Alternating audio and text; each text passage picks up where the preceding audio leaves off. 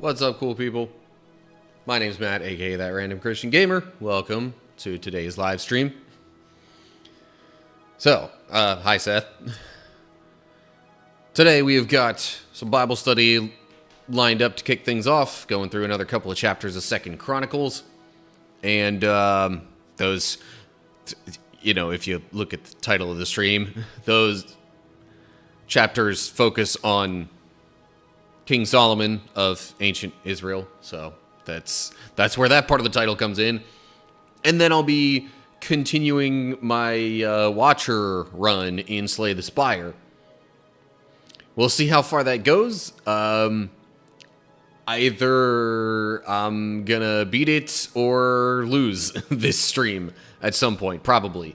I am in Act 3, which took me probably about 2 hours last time I made it through Act 3. So I would not surprise me if it takes that long again. But it's okay. I've got that much time set aside for that purpose today. So yeah, that's the plan. I'm not sure I really have too much else to say. Yeah, and then I guess after that, because I've played as all of them. I've done one standard run as each character in Slay the Spire. So I guess then it's just, okay, go back around and try to clear it with any that I haven't. I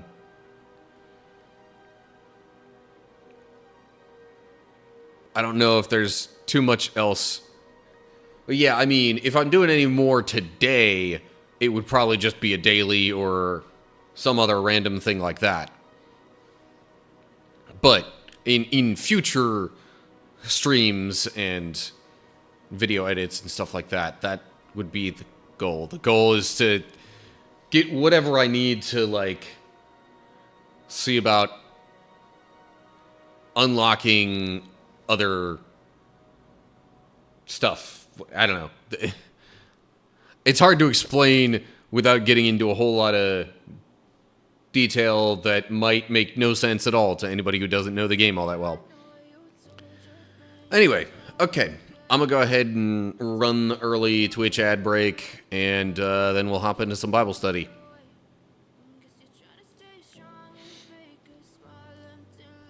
Maybe get a sip of water here as well.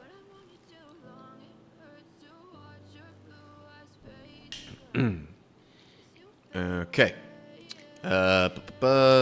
Switch my browser tab, then pull this up. Oh, and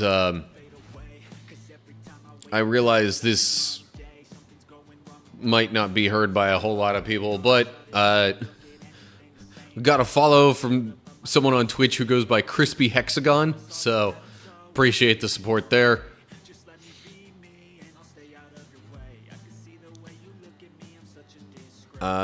It actually puts us at, let me check the number here real quick.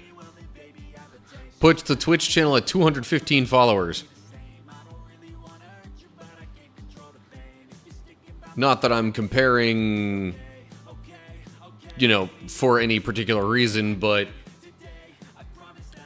my YouTube channel, which I have had for quite a bit longer, although I only started streaming on there around the same time I started streaming on Twitch. So, yeah, anyway, between the two of those, YouTube definitely has more. I've got like 390 subscribers, which is the same thing-ish as a follower, as a Twitch follower. Twitch follower is about the same as a YouTube subscriber. But anyway, all right, on to our planned Bible study and Slay the Spire, but, you know, Bible study first. So, here we go. So, we are looking at 2nd Chronicles chapter 7. 2nd Chronicles, well, 1st and 2nd Chronicles being written to the Israelite exiles, just to kind of catch them up on, okay, how did we get in this situation? We know we're not in the land God promised us, but why exactly did God let us get captured? Why did the land get taken over by other kings? And why are we exiled? And is there anything we could do to make things better? So he's kind of recapping a bunch of things. Really kind of recapping the whole history of God's people. But a lot of focus on the kings and what happened after that. So right now, we're at the point of Solomon being king. The temple's been built. They put the Ark of the Covenant in there. And then there was this big cloud that sort of represented God's presence that entered the temple. And that's pretty much where we're at right now. So, let's hop in here. 2 Chronicles chapter 7. When Solomon finished praying, fire flashed down from heaven and burned up the burnt offerings and sacrifices, and the glorious presence of the Lord filled the temple. The priests could not enter the temple of the Lord because the glorious presence of the Lord filled it. When all the people of Israel saw the fire coming down and the glorious presence of the Lord filling the temple, they fell face down on the ground and worshipped and praised the Lord, saying, "He is good. His faithful love endures forever." Yes, Seth, I have started recording. Maybe you can report that once I get into Slay the Spire. Time dilation, lethality, Anyway, okay.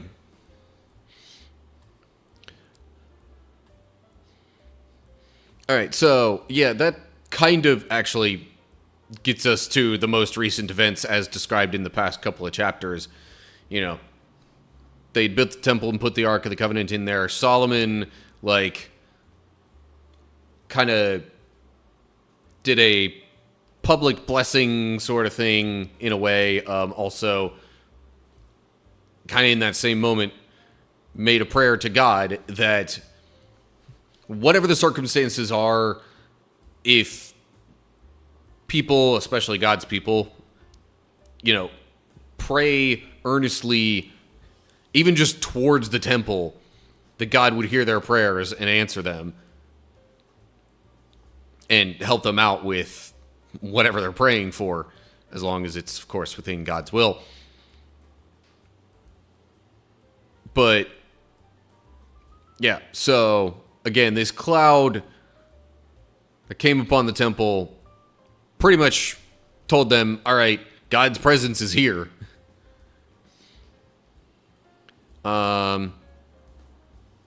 So yeah, not too much else to say about that because that's been covered in the past couple of chapters. So, on to verse 4. Then the king and all the people offered sacrifices to the Lord. King Solomon offered a sacrifice of 22,000 cattle and 120,000 sheep and goats. And so the king and all the people dedicated the temple of God. The priests took their assigned positions, and so did the Levites who were singing, "His faithful love endures forever." They accompanied the singing with music from the instruments King David had made for praising the Lord. Across from the Levites, the priests blew the trumpets while all Israel stood.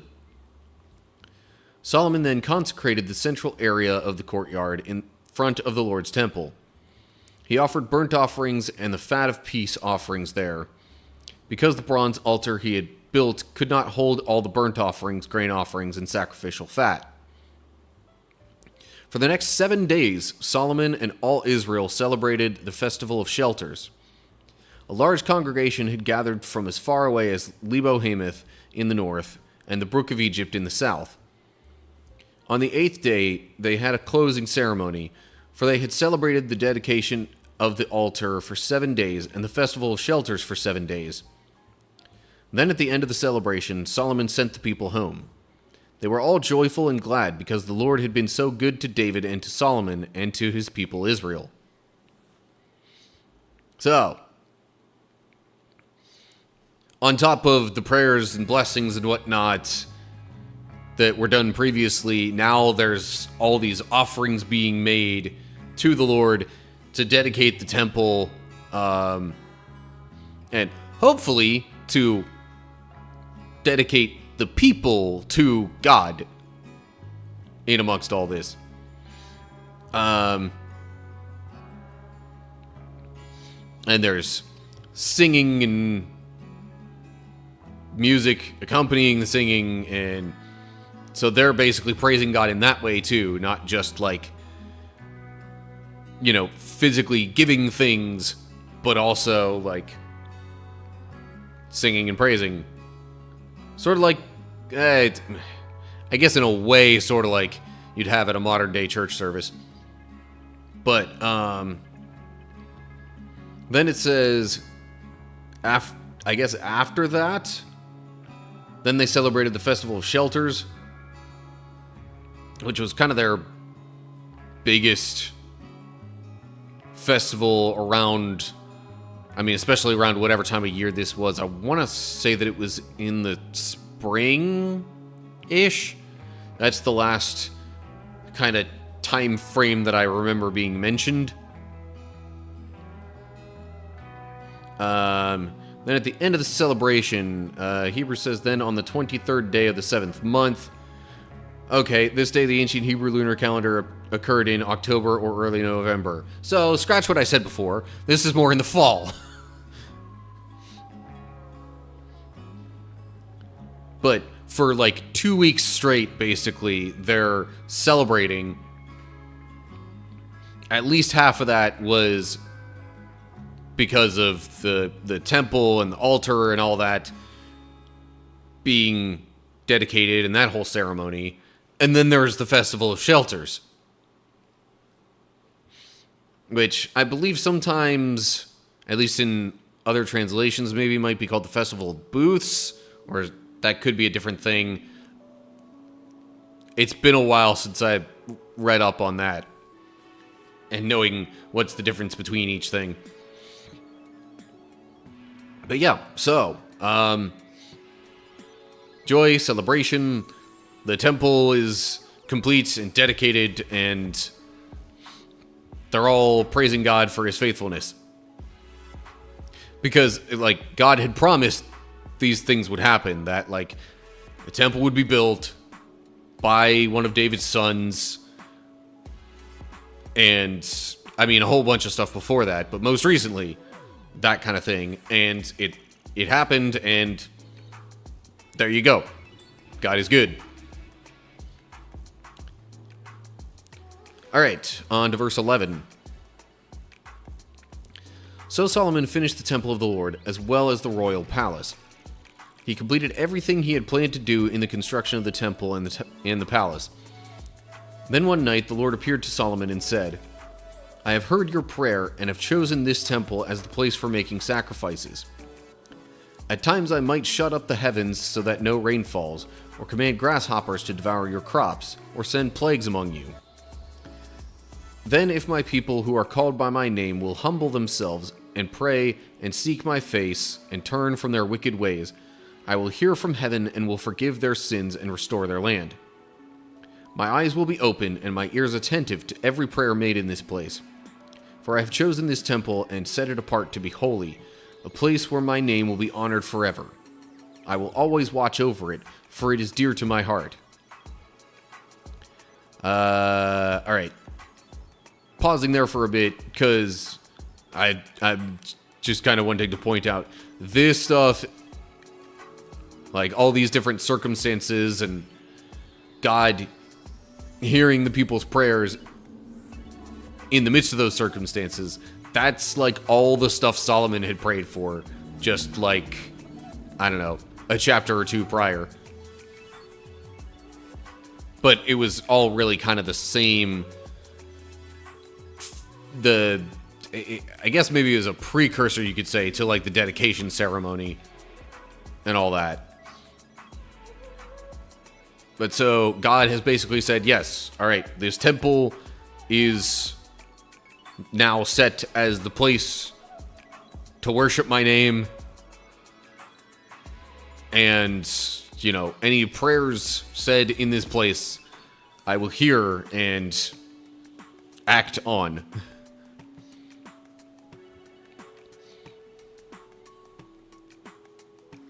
But it's never just as simple as like, okay, no matter what you do, I'm going to be with you, I will help you, and all of that. It's like, they still have to worship God sincerely. And it's probably going to get into some things like that in verse 17 here. As for you, if you faithfully follow me as David your father did, obeying all my commands, decrees, and regulations, then I will establish the throne of your dynasty. For I made this covenant with your father David when I said, one of your descendants will always rule over Israel. But if you or your descendants abandon me and disobey the decrees and commands I have given you, and if you serve and worship other gods, then I will uproot the people from this land that I have given them. I will reject this temple that I have made holy to honor my name. I will make it an object of mockery and ridicule among the nations. And though this temple is impressive now, all who pass by will be appalled. They will ask, why did the Lord do such terrible things to this land and to this temple? And the answer will be, because his people abandoned the Lord, the God of their ancestors, who brought them out of Egypt, and they worshipped other gods instead and bowed down to them. That is why he has brought all these disasters on them. So, this sounds pretty familiar to me. It might have been covered back in, like, 1 Kings or something like that. But, yeah, that part right there is the, okay, yes, I will do all this stuff, but you and the people are in a covenant relationship here. So this only holds up if you continue to, obey my commands, worship the Lord your God as you rightfully should, and stay loyal in that way. And even kind of before he said all that, it's like God says, the temple is set apart to be holy, a place where his name will be honored forever. If they're not honoring his name, then, it's like they have defiled the temple and strayed away from its purpose. So then what good is it? It might as well end up getting destroyed and serve as an example to other people of, how much that honoring the Lord really meant. Because, yeah, it might be big and very luxurious, or I should say it might have been from our current day perspective. It might have been very luxurious and, clearly as close as they could get to a place worthy of, God's favor. A temple worthy of worshiping him, of being used to worship him, I guess. Anyway, but it being torn down due to them disobeying still means it serves as an example of how important worshiping the Lord is. So even if his name doesn't get honored by them in that place, in a way, it will still honor his name after it's destroyed, because other people will realize that it's in that state because the people turned away.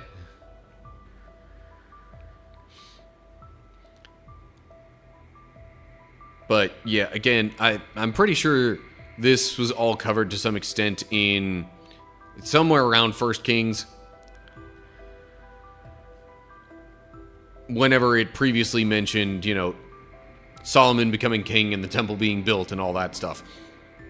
So I guess in part because of that, I don't really have a whole lot else in mind to say regarding this chapter. Although I guess I will add the whole thing about David's descendants ruling over Israel. Obviously, that kind of hinges on the people following God as well in this case, because if there's no... If things have gotten so bad in the land God promised that the temple dedicated to him is torn down, you could... It's a pretty safe bet to say that, yeah, the people have gone away from God and they don't have their own kingdom anymore because they have fallen so far out of God's favor. So if there's no physical kingdom there's no, physical king to rule over that land or even God's people. Symbolically, it still carries on afterwards, but not physically. And I can't help but wonder if all this stuff that was mentioned down here about the temple, being destroyed and it serving as an example to others, that might be where the exiles are right now. That might be, that might have tipped them off to, oh, that's what went wrong, because this is what the temple is like now. Absolute rubble. It's been destroyed. Okay, now that's all of my thoughts. So that'll do it for 2 Chronicles chapter 7. Okay. Get another sip of water here.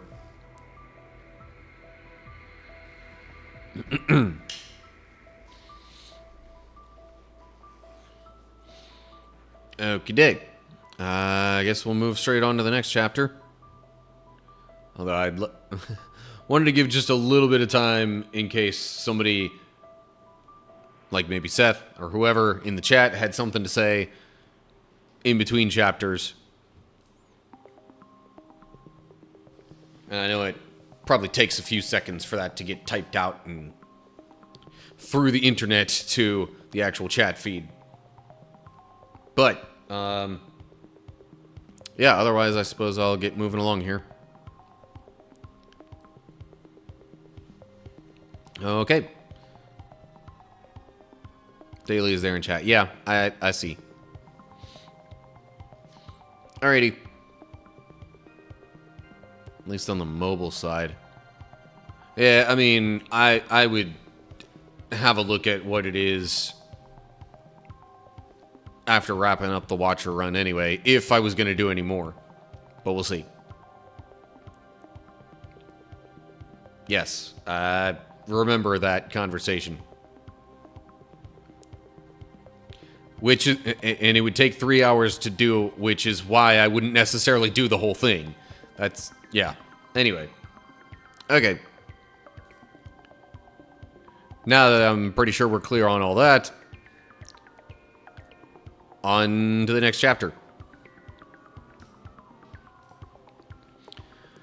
Alright, 2 Chronicles chapter 8. So this comes right after, Solomon has built the temple and dedicated it to the Lord. And then God has told him, in response to a slightly earlier prayer of his, God told Solomon that, yes, I'm granting your request. This place will be dedicated as the place to worship me, the Lord your God. And, in future generations, even if the people turn away from me and they pray, I mean, I think there it specifically said in this place, but Solomon had even mentioned just praying towards the temple. So I think that's implied that that's included as well. But anyway, God says, all right, even after the people turn away, if they come back and pray toward the temple, they sincerely, that was sincere and seriously together. Anyway, if they sincerely turn back to me and pray,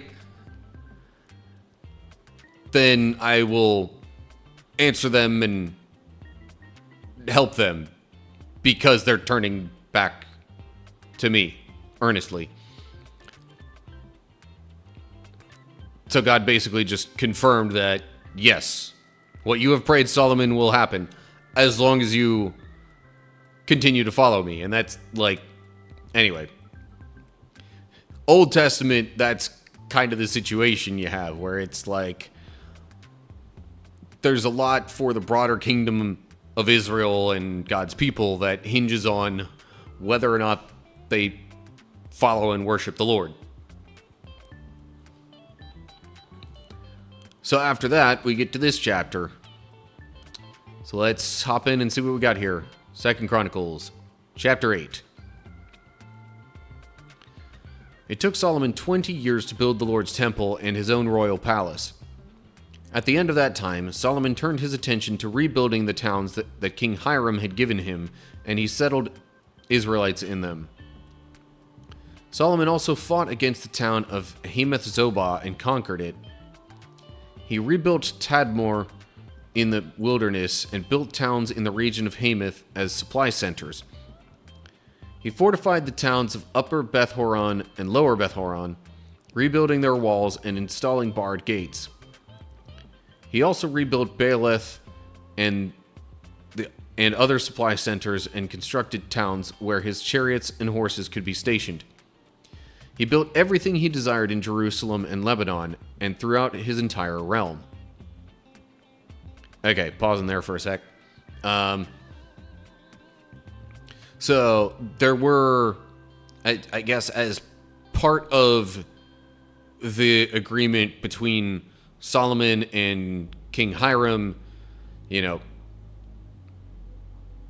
Solomon had a bunch of goods that he was supplying King Hiram, a bunch of, like, you know, food and olive oil and things like that, in exchange for some workers to help with building the temple and the palace, along with the resources that might be needed, especially wood, cedars from a particular place. I don't know why I'm blanking on the name of it. From Lebanon, I think. And then, you know, I guess amongst that, there were towns given from King Hiram to Solomon. Here it says Huram there, but that's variant spelling. It's, you know, it's one letter off, and ancient Hebrew is a very different language. But so now that the temple has been built, Solomon wants to settle these new towns that he's been given. And if I recall correctly, they weren't necessarily like, you know, the most fabulous towns out there. They were not like, you know, real rich in resources or even like very developed or anything like that. But now Solomon has ownership of these towns, and he's like, okay, might as well make use of them. So, settling people there, building stuff in other towns, now that the temple's done, pretty much further fortifying, you know, places within his kingdom, and also seems like kind of maybe building infrastructure as well, building defenses, you know, with the mention of chariots and horses for sure. So, yeah. With the temple and the palace being done after 20 years, he has moved on to other construction projects to further bolster his kingdom. Note there are chariots and horses. It could be read and charioteers rather than horses. I mean, you need charioteers for the chariots as well. The horses were, like, all three of those were probably needed for the chariots. So if you wanted to station chariots anywhere in particular, you gotta have people to run those. And horses to actually pull them. Anyway. Okay. On to verse 7. There were still some people living in the land who were not Israelites, including the Hittites, Amorites, Perizzites, Hivites, and Jebusites. These were descendants of the nations whom the people of Israel had not destroyed. So Solomon conscripted them for his labor force, and they serve as forced laborers to this day, meaning the day of original writing, not today. But Solomon did not conscript any of the Israelites for his labor force. Instead, he assigned them to serve as fighting men, officers in his army, commanders of his chariots, and charioteers.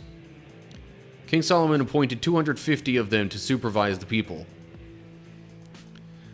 Solomon moved his wife, Pharaoh's daughter, from the city of David to the new palace he had built for her. He said, "My wife must not live in King David's palace, for the ark of the Lord has been there, and it is holy ground." Okay. Gonna pause there for a little bit. So, all these people up here that I think they were in land that the Israelites had conquered, but the people themselves from these different groups, nations, tribes, something to that effect, were still living there. They weren't completely wiped out. And if you're going to have people from other nations, I guess, living in your kingdom, like, I mean, they're going to be working in some way or another anyway. This is one of those things where I'm not going to say that it was right to have them as the labor force, but, like, hey, they weren't all dead. And I guess maybe that was I wouldn't say there was an agreement or anything like that made, but maybe that was sort of the notion was like, all right, well, a bunch of your people have died, but you're still alive. I don't necessarily want to kill you all now. So let's put you to work. And I mean, they probably would have paid taxes and such. Let's bring this into modern day context. A lot of people in America, when it comes to illegal immigrants, are, some of them just don't want any immigrants in this country, period. I disagree with that notion entirely. But, if you're going to have immigrants from other countries in your own country, in your land, you want them to work for what they get. So, it's better that than giving them a free ride or just going to the other extreme and outright killing them. I mean, I guess they could potentially have been exiled, but anyway. There's a whole lot of nuance to different situations, so I'm not going to try to make too much of a comparison here. But it certainly wouldn't have made sense for Solomon to use the foreigners as the army as the fighting force for his kingdom, because that would give them a real easy way to turn around and, betray the kingdom, try to, weaken the ones who conquered them. Anywho, I feel like I've gone on a major tangent. So, then Solomon moved his wife to a new palace, which I guess is the palace that was built along with the temple, because that's a different palace than the one David was in, so that's not where the Ark of the Covenant has been. And since it was Pharaoh's daughter, he at least cared enough to be like, okay, she's Pharaoh's daughter, she's a foreigner, let's not have her on what's considered holy ground. Which, I guess there was a time when the Ark was in King David's palace before him. And so because of that, that place was considered holy ground. Anyway, okay. Let's move along. Verse 12. Then Solomon presented burnt offerings to the Lord on the altar he had built for him in front of the entry room of the temple. He offered the sacrifices for the Sabbaths, the new moon festivals, and the 3 annual festivals, the Passover celebration, the Festival of Harvest, and the Festival of Shelters, as Moses had commanded. In assigning the priests to their duties, Solomon followed the regulations of his father David. He also assigned the Levites to lead the people in praise and to assist the priests in their daily duties. And he assigned the gatekeepers to their gates by their divisions, following the commands of David, the man of God. Solomon did not deviate in any way from David's commands concerning the priests and Levites and the treasuries. So Solomon made sure that all the work related to building the temple of the Lord was carried out, from the day its foundation was laid to the day of its completion. Might as well wrap up the chapter. Later, Solomon went to Ezion-Geber and Elath, ports along the shore of the Red Sea in the land of Edom. Hiram sent him ships commanded by his own officers and manned by experienced crews of sailors. These ships sailed to Ophir with Solomon's men and brought back to Solomon almost 17 tons of gold. So I guess there was an agreement made related to that too. If it was mentioned in detail, I apologize for forgetting all the details therein, but yeah, King Hiram had a really good relationship with David, Solomon's father, so like when Solomon wanted to continue that, Hiram's like, sure, yeah, things have been great. Let's trade, let's get some agreements going with each other here and mutually benefit each other. So, yeah, so Solomon, it says he presented burnt offerings on the altar he had built. No surprise there, really. So this was like, Sabbaths were kind of like the weekly things. The new moon festivals were probably about monthly. And then there was the 3 big yearly festivals. Festival of Shelters, I think, was mentioned last chapter. Festival of the Harvest, or of Weeks, is mentioned as the other big one, along with the Passover. And so at least at this point in Solomon's reign as king, he has everything set up pretty much just as David described, including the priests and Levites' duties, the temple and the way it was built, and yeah, pretty much anything that was assumed to be within the agreement between God and David is being followed at this point, with the slight possible exception of Solomon being of Solomon having a foreign wife, but again, at least he was cognizant enough of that maybe not exactly being what God wanted, to have her live outside of David's old palace where the Ark of the Lord had been. But it says he did not deviate from David's commands concerning the priests and Levites and the treasuries. Treasuries too, that's an important part. Because, you know, that's the money. So yeah.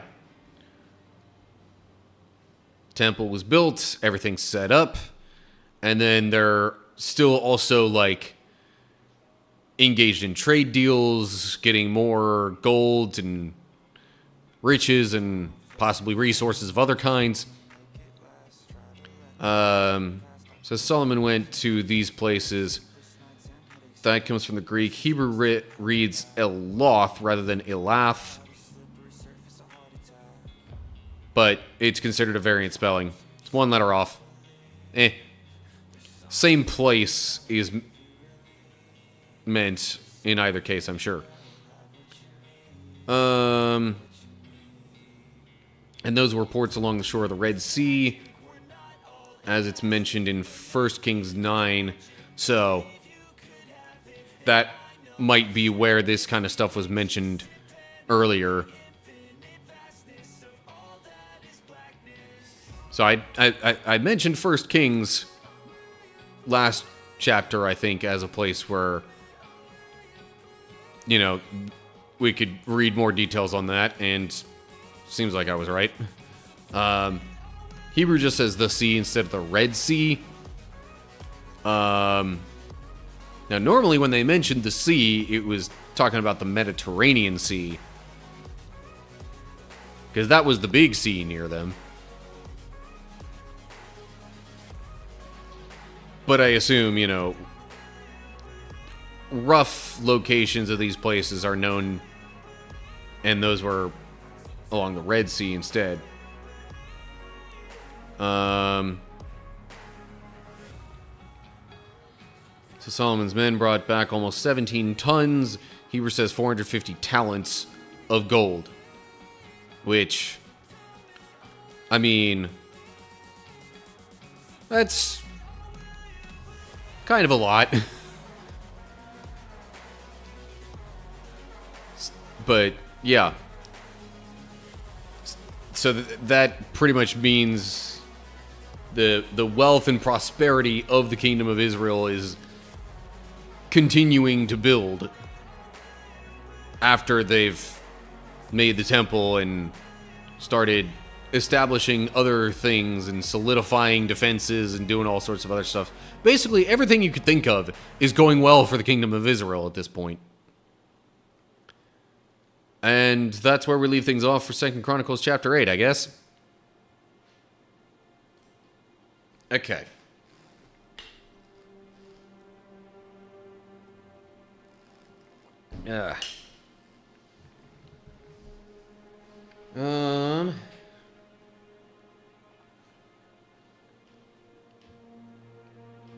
And that does it for the planned Bible study portion of things. Of course, you know, definitely feel free to continue conversation around that or whatever else is on your minds as we go along. I will be, you know, recording at least some of the stuff that I do in Slay the Spire. For sure, the end of the Watcher run. But, that does not mean I'm opposed to carrying on the conversation. Just know that either your conversation will be included in later video edits, or, you know, well, I might edit it out if there's nothing much going on in the game in the meantime.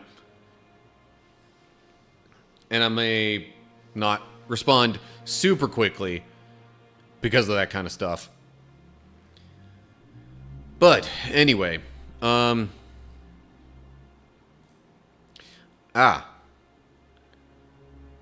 Okay, we have some exercise. I mean, I guess I could do that now. Or maybe wait until a little bit later. I gotta be real, it seems my lunch might not be sitting absolutely the best with me right now. But I don't feel super bad. It's just a little weird. Anywho, so the question then becomes, what exercise? And while we get that figured out, I suppose I will roll Twitch ads.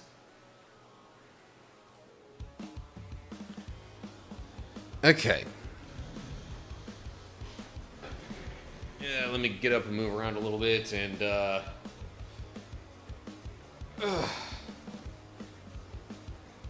if I need to get my dice, I guess now would be the time, huh?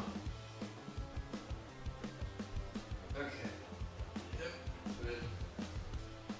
I'll have these on standby. But maybe not necessarily in the camera shot this time.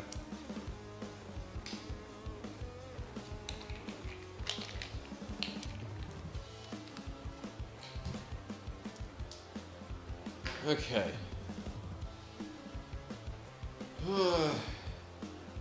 You know what? Give me a moment to step away. I'll be back in a couple of minutes, I think.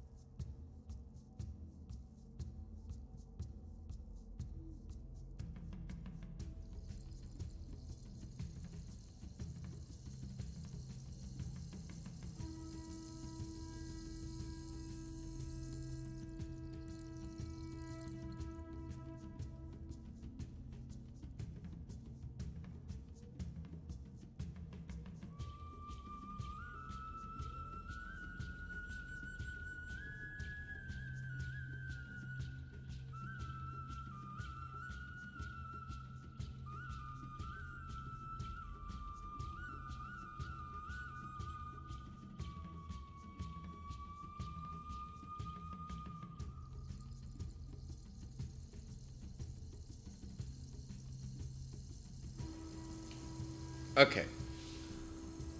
I'm back. Okay. Kind of got up and stretched around a little bit.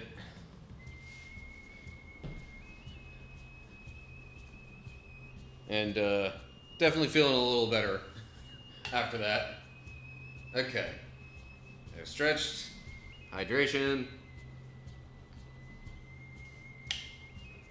And time to figure out what exercise I'm doing, I guess. So, I have rolled a 2 and a 4, which means you do sit-ups. Okay. In some multiple of 4 or another. Okay then. Yeah, that's a great exercise to get right after lunch. But I have my mat this time, so I can at least make it slightly more comfortable as I do these.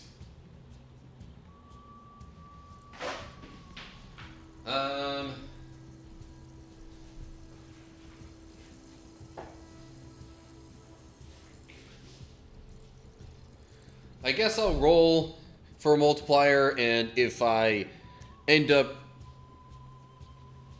find myself unable to get to that many, then it's just, well, however many I can do, or whatever the amount is. So I rolled a 3, which means 12 sit-ups. Okay.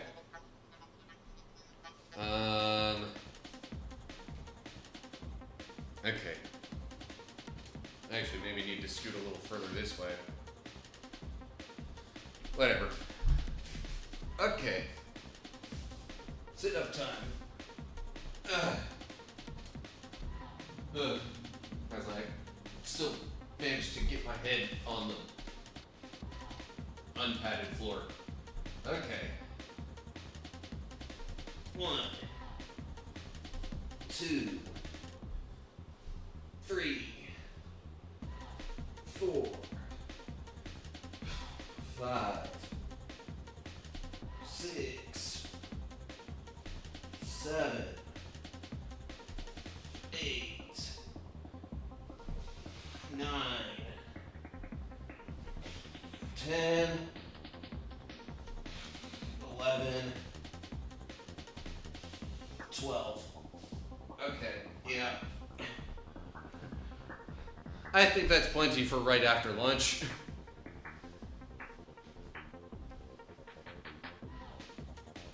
I mean, right after. It's been like an hour, but still. Okay. I'm gonna roll this back up. And then we can get to the next planned bit of content in the stream. That, of course, being Slay the Spire. Okay.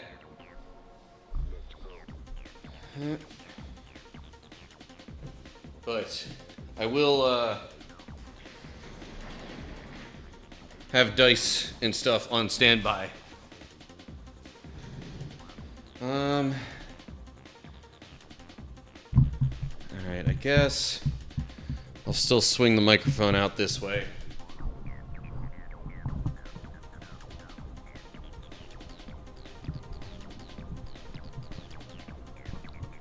Okay.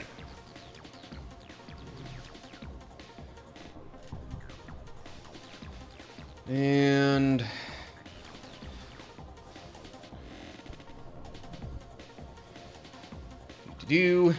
okay, let's get into this scene here.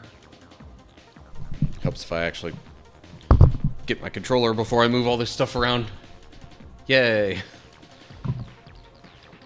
Yay for not planning ahead very well. Alright, so yeah, I was kinda in the middle of a thing when I left this off.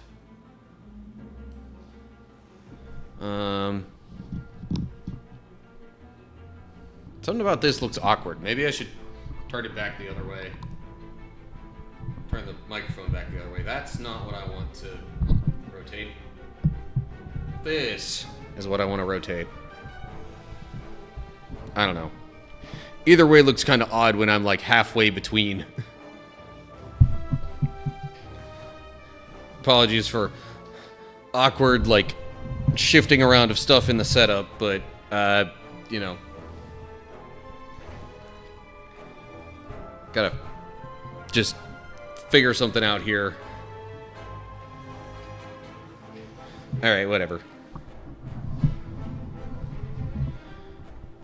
I guess I'll work with this. Okay. And I'll back out to this for a sec, and then begin recording.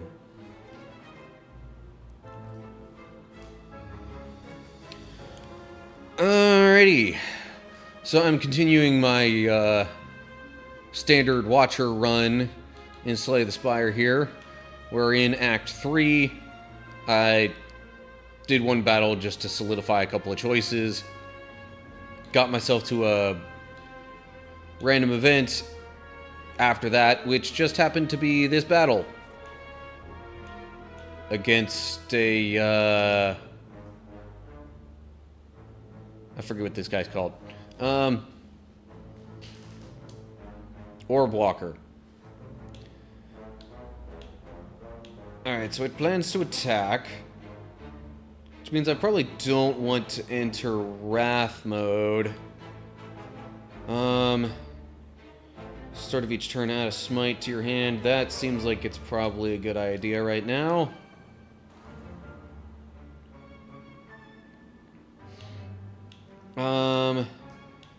Just so that I have used a skill before playing Crush Joints, I will use Tranquility. Now I'll play Crush Joints. Don't really have a particular need for more energy right now. Actually, I could play Meditate to get Crush Joints back into my hand. That way it's available for next turn. Okay. 3 mantra and 4 block. Sure. That's also still a skill. Or, let's see here. It's got 96 health.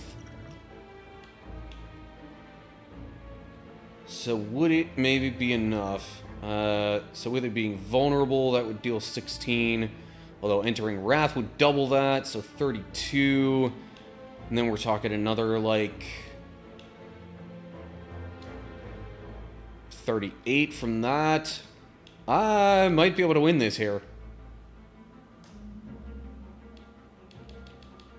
So why not? Let's go Crescendo.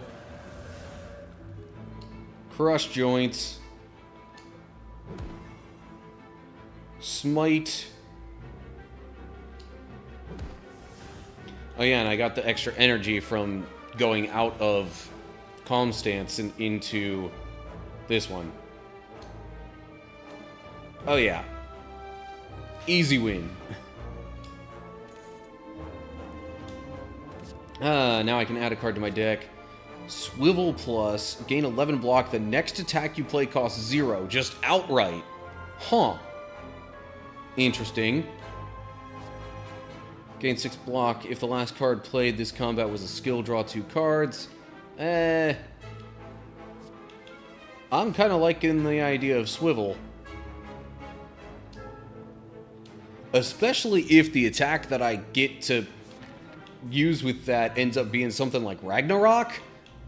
That normally costs 3 energy. That's big.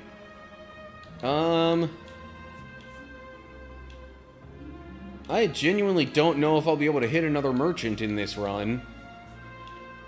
So I'm gonna visit the merchant here.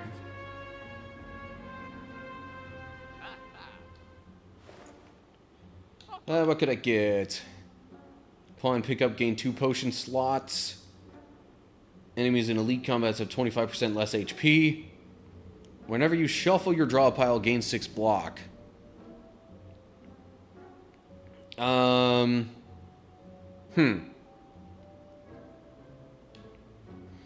I haven't found myself shuffling the draw pile too much.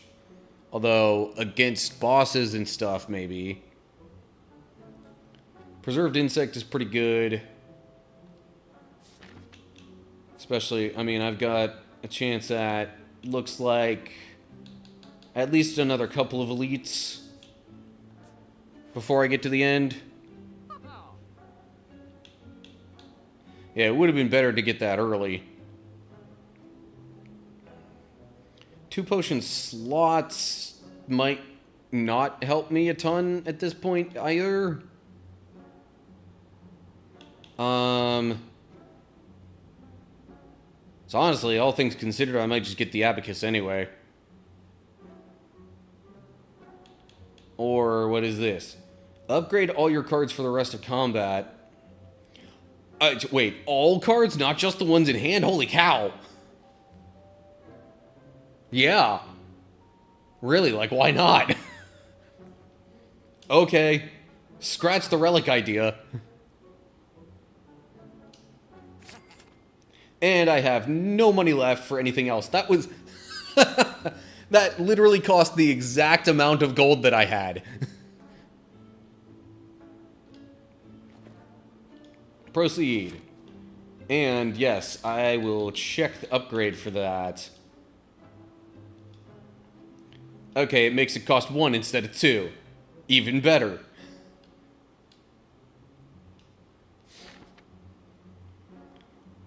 Okay then. Combat. What is this thing? 999 health! What is... Fading. Dies in 5 turns. Oh. Upon losing HP, loses that much strength until the end of the turn. Interesting. Huh. Okay. It's the only attack card in your hand. How is that not the only attack card in my hand? Oh, because of this.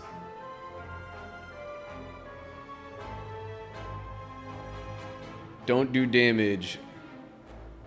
You dead. Do damage, it does nothing. Don't do damage, you dead. You get an achievement if you kill it before it dies. I don't know if that's gonna happen, but I can at least try. So, yeah. It gets weaker when I hit it. So, why not at least take a swing or two? Oh yeah, that's a major difference.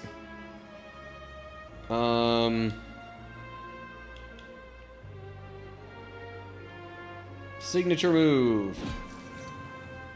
Oh, and now it's gonna do no damage, period, for the turn. So I guess I'll use Battle Hymn here.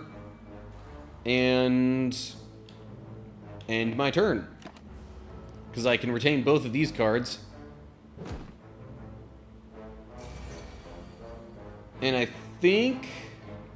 No, maybe not. I thought maybe I had a relic that would reduce the cost of anything retained. But I guess not. No, okay.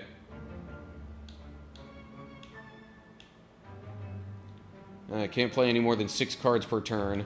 I don't think that's going to be an issue.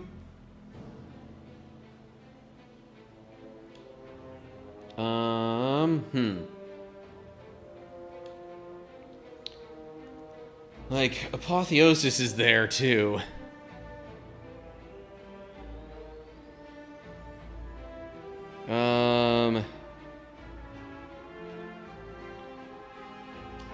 But it upgrades everything. And this costs nothing.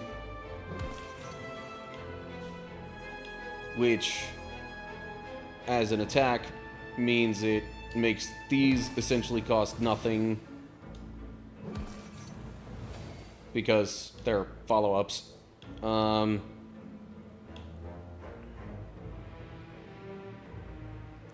Might as well use the other attacks, I guess. Because I'm not going to... Well, this one I'll retain, so maybe I should keep that.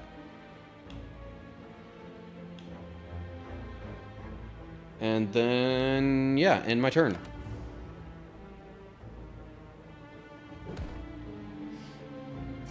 So I've dealt 100 damage so far. Oh, geez, pain. No, why must there be pain?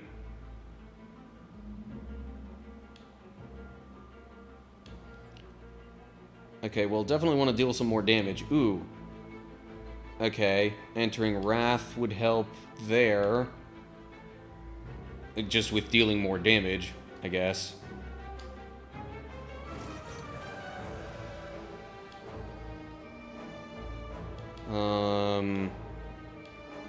Smite. Another smite. Okay, so he's not going to attack anymore. Or he's not going to deal any damage, I guess I should say.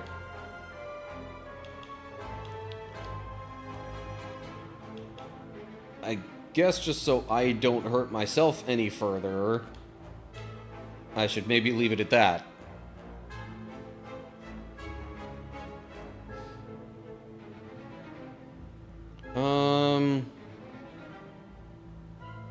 Unless I use Flurry of Blows. Because of the possibility of getting that back into my hand later. It'll come back to my hand later anyway, whether I use it now or not. Yeah, I don't think I'm going to kill this thing before it just dies on its own.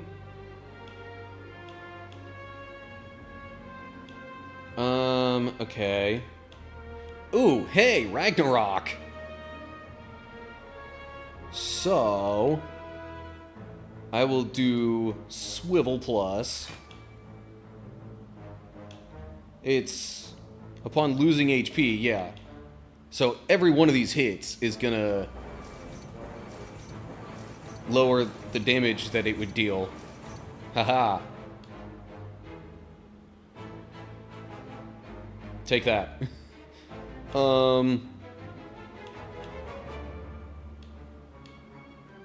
I mean, that's free, so I might as well at least gain the mantra.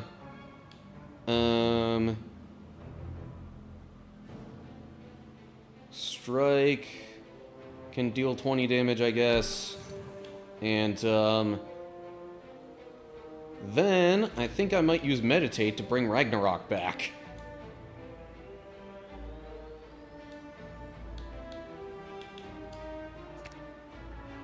Oh, 2 cards.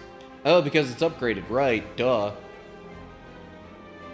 I guess the other one I will bring back is a follow-up?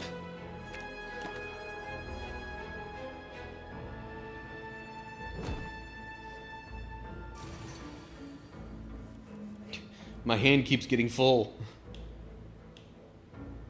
Oh. Wait, when did I exit Wrath? Oh, because of playing Meditate. Duh.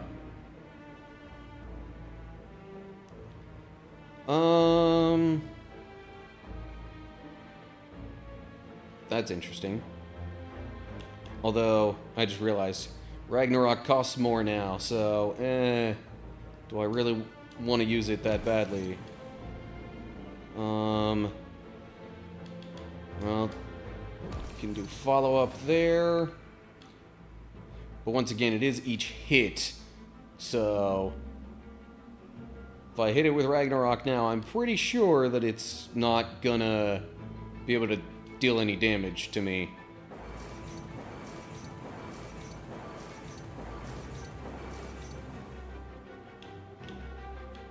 Might have been able to deal double that if I had entered Wrath mode, but I only would have been able to play 2 more cards for the turn then anyway, so don't think I was gonna kill it. So, yeah. I'll just leave it at that, I guess. And it's dead. 11 gold. Skill potion. Okay. Add a card to my deck. Draw 2 cards, exit your stance. Meh. Pressure points plus. apply 11 mark. All enemies lose HP equal to their mark.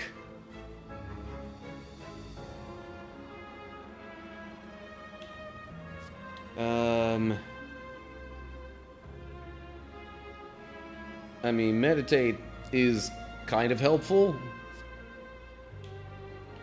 Having another one of those could be a good thing as well. I don't really have any other pressure points cards. That's like... Yeah, no. I don't think I have any pressure points cards, actually. If I had a bunch of them, getting more would be a good thing, because then they combo off of each other better.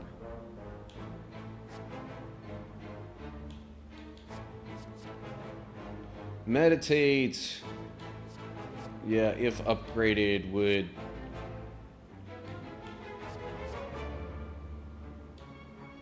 do 2 cards in my hand rather than 1. Empty Mind, I don't know what that is upgraded. And I don't think I can figure that out on this particular screen here.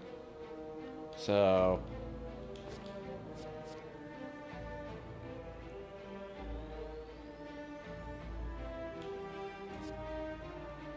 Oh, I can view it here. That would just have me draw 3 cards.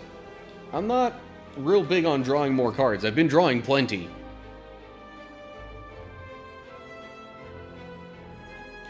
So really, I think I want to go with another meditate, if anything.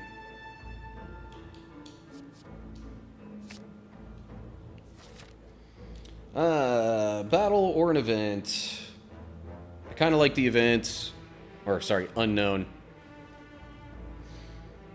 I'm gonna go with the unknown thing. See what I get here. Tomb of Lord Red Mask. A highly ornamented tomb can be seen on the other side of a floating path. Upon reaching the tomb, you notice a slot for gold coins with a scratched out inscription above it. Don the red mask, gain 222 gold, or leave. Red mask is also important for a certain elite. I mean, is it talking about, like, this red mask that I have up here? Is that the only reason this is working the way that it is? Otherwise, like, I don't see any harm in gaining the gold, even if I don't think I'll be able to use it. I guess there's always the chance that an unknown event could be a merchant. So... sure, why not? You don the mask and the tomb starts to flake away. A secret passage.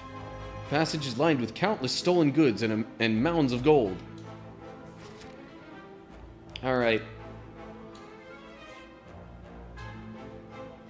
Oh, it's this one. Okay.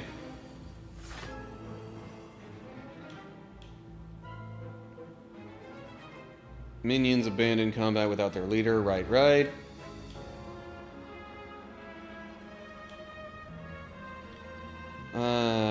End of your turn, if you are in calm, gain 5 block. That's just a straight up power that applies passively the whole time.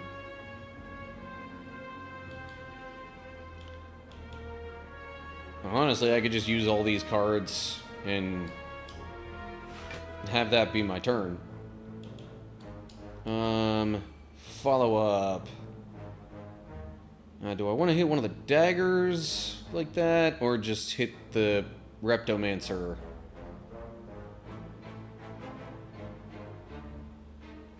Actually, hang on a sec. Enemy's intentions are unknown. So,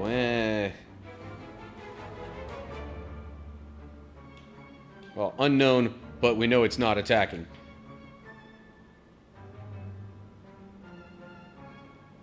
Like, is it worth the effort to get rid of the daggers? I kind of forget.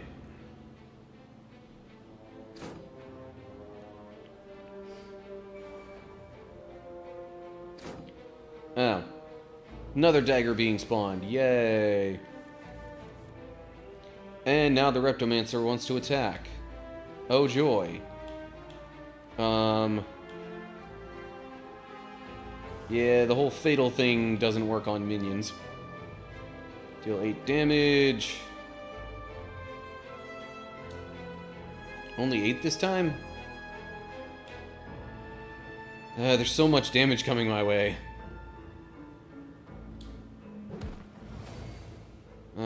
So I could do that.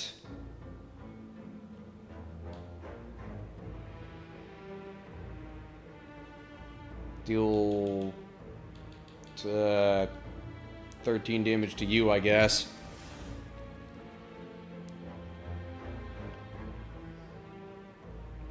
$12 block would be very helpful here. Although I guess maybe I should have... well, if that's the only amount that I'm gonna block, then... Oh yeah. At the end of your turn, if you are in calm, gain 5 block. This will put me in calm. So I guess there's that. Let me heal a little bit too. Because why not? I could deal 14 damage, but that's not, like, real big. Or I use the skill potion here.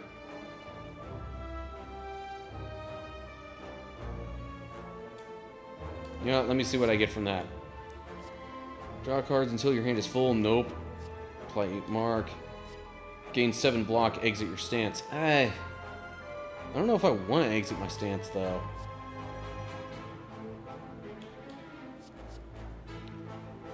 Because I would gain 5 block from my stance anyway.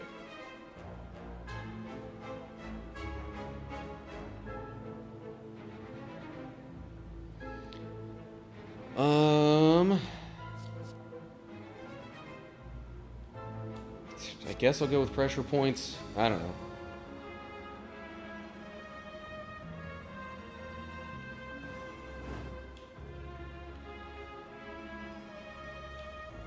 And it won't let me play any more cards because of this. No, not the pocket watch. One of these things makes it so that I can only draw 6 cards, or play 6 cards each turn. I forget what that is, though. Oh well.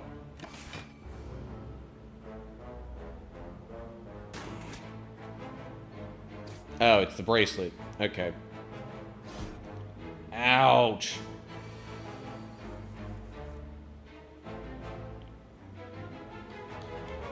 Well, that's a lot of damage. Oh yeah, because of gain. That's the trade-off for gaining the extra energy at the start of my turn. Okay.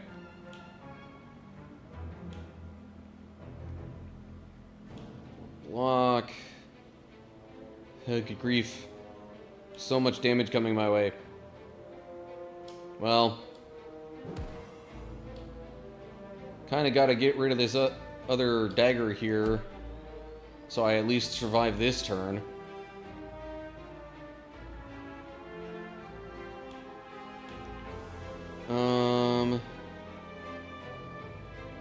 Add 4 block and add a safety to my hand, which will pretty much at any time let me gain 2 block.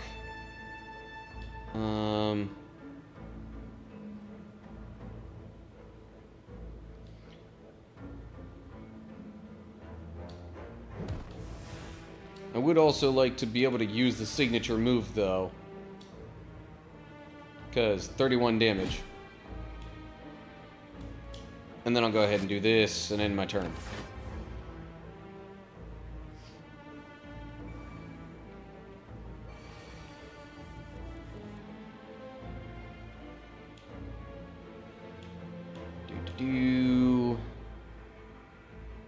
Next attack costs 0. All these attacks only cost 1, though, so... I mean, I guess gaining block is nice. 19 damage. Which is just shy of enough to get rid of that dagger. So I guess I could do Brilliance, Strike, I'm already in Calm, so that's not a big deal.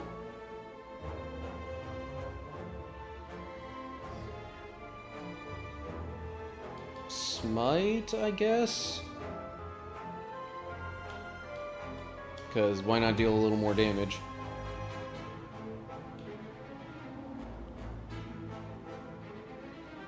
Block, yeah. And then I suppose I can meditate. Not sure what exactly I'll pull back into my hand here. Maybe Crush Joints. Because this card being a skill itself already makes the application of vulnerability just happen outright.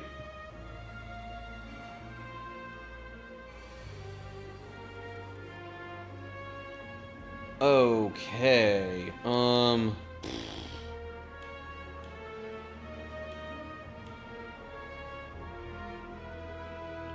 your cards for the rest of combat, jeez.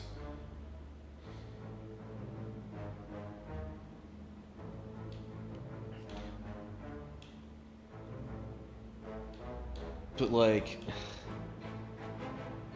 I'm about to take so much damage. I have a couple of things that can help me gain some block, I guess. So... Dexterity Potion. Safety...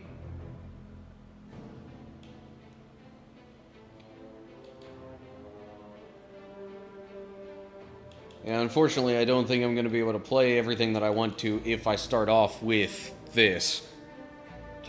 Apotheosis.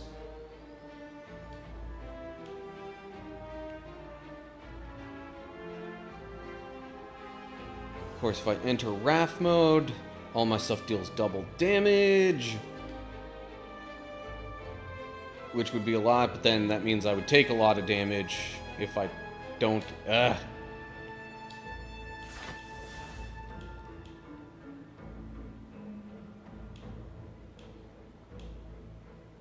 Alright. Prostrate. Defend. And then I guess at this point I will just use Crush Joints on the Reptomancer and just, I don't know, keep dealing damage that way. Smite. Now deals 25. Just Lucky gives me a little bit of block and deals some more damage.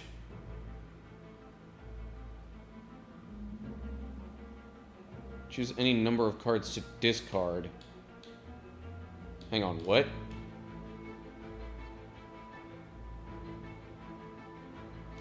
Oh, yeah, that's right, I'm scrying. So I'm sending that to the discard pile instead of drawing it. That's what would have been next in my hand. Okay, well, I'm still gonna take 8 damage. Oh, wait, no, I'm not. I'm gonna take 3 damage.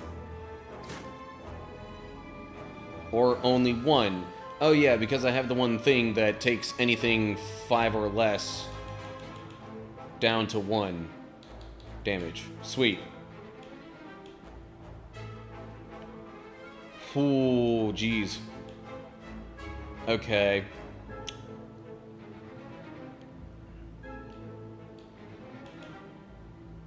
So, here's what I'm thinking. Crescendo to deal some more damage. Ragnarok. And there we go, I win. Okay. Whew! Gold Orichalcum. If you end your turn without block, gain 6 block. Doesn't hurt. Strength Potion, sure. Add a card to my deck.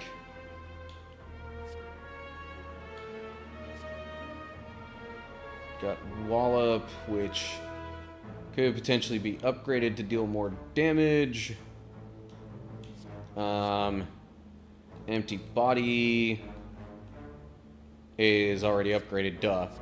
10 block, exit your stance. Just lucky is upgraded already. The problem with Wallop is the energy cost. It's really about the only problem I have with it.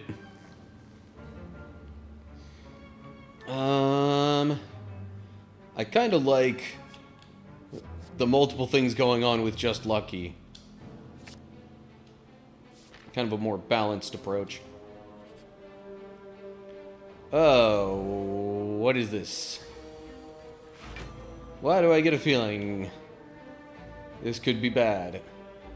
Tends to inflict a negative effect on me.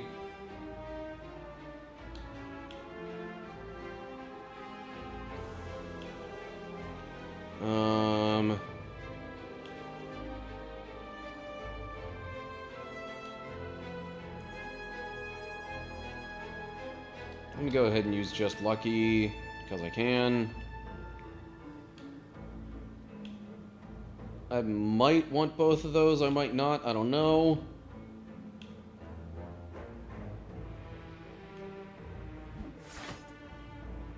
Dealt a little damage there. I don't have any skills in my hand. Let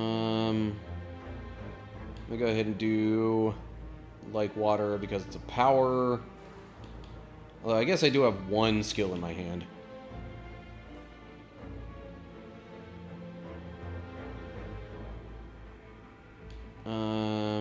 Give myself a smite at the start of each turn. I really would like to make the enemy vulnerable. So you know what, fine. Cross joints. And Wallop since I have the energy for it.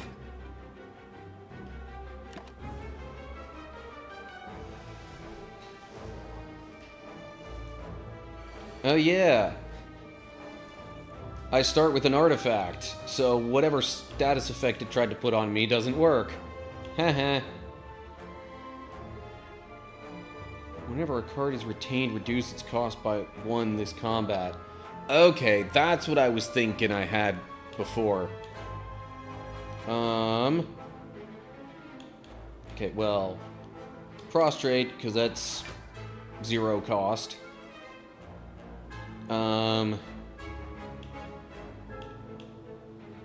Although, I might want to just use Protect this turn, so I don't take any damage.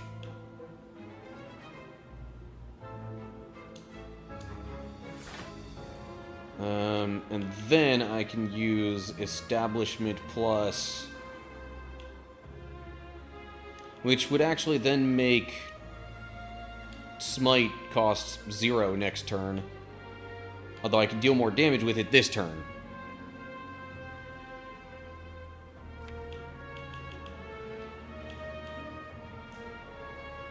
So, you know what, let me use it now.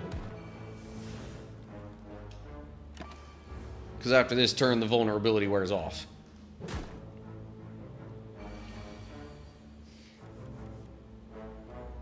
Okay, well,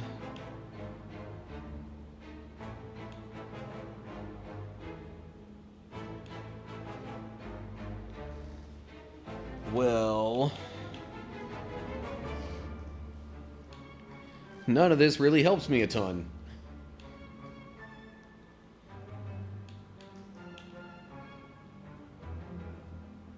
I mean,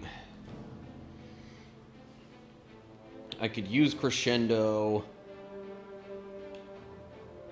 but I'm only doubling the damage of one thing. Hang on. What is the... Play 3 or less cards during your turn. Draw. The Pen Nib is active. So the next attack I use will deal double damage. That's why this is 26 instead of 13. And then if I was in Wrath mode, it would go up to 52. It's kind of helpful, but I could always wait to do that next turn when I might be able to get more damage in with other attacks. I'm going to use this to enter Calm. Because then leaving Calm could give me more energy next turn.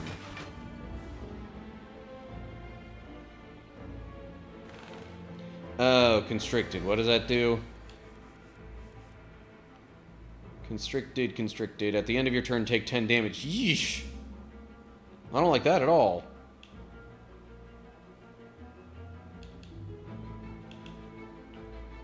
Why does this one... Oh, this one got upgraded for some reason.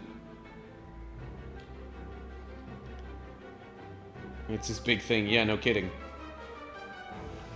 Could I deal enough damage? So that'd be 68.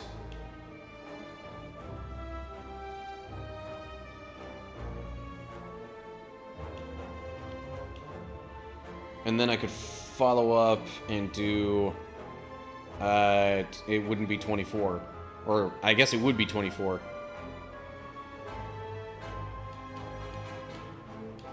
One, two, 3, 4, 5, and I think I'd have enough energy, although that's an attack too. Dang it.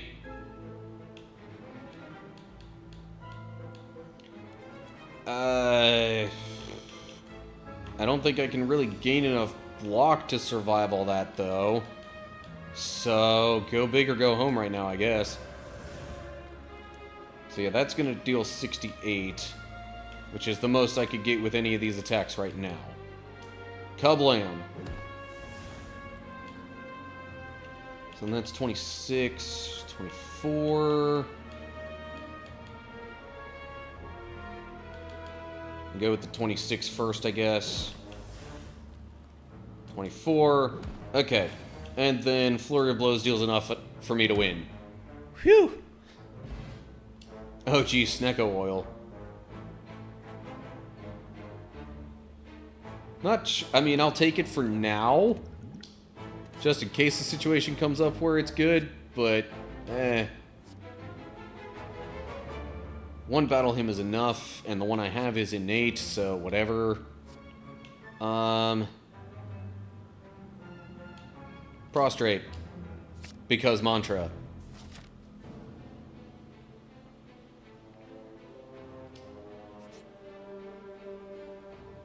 Oh, jeez. This is the thing that killed my Ironclad run.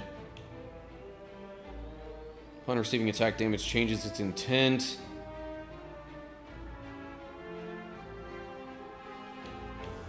Ugh.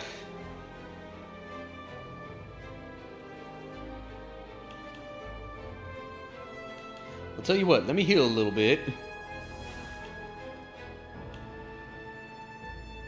Gain 3 mantra and 4 block. I literally don't even have any attack cards in my hand right now. Wow.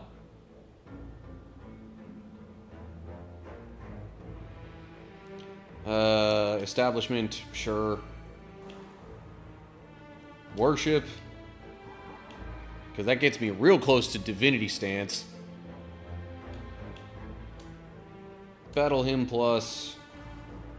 And I guess that'll do it for this turn.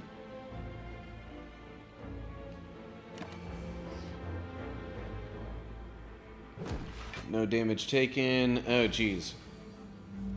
But now it has 15 block. Upon receiving attack damage. Okay. What to do with this? Jeez. Now, if I use Prostrate right now, that would put me in Divinity Stance. Which means my attacks would deal triple damage.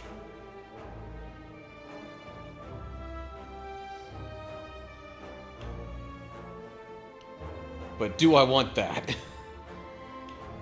Granted, most of what I've got in my hand are attack cards. Oh, and then Crushed Joints would make it vulnerable. I might just have to go for it. Okay, but also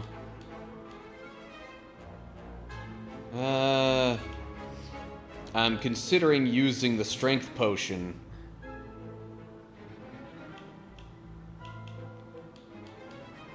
I feel like I'd be really solid in terms of dealing enough damage to win in that case.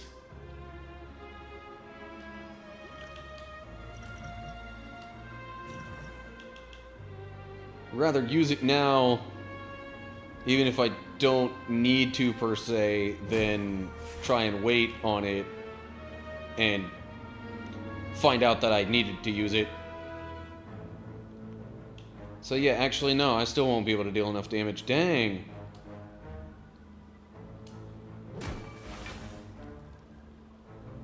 $27 there. Okay, and now it's not even gonna attack me.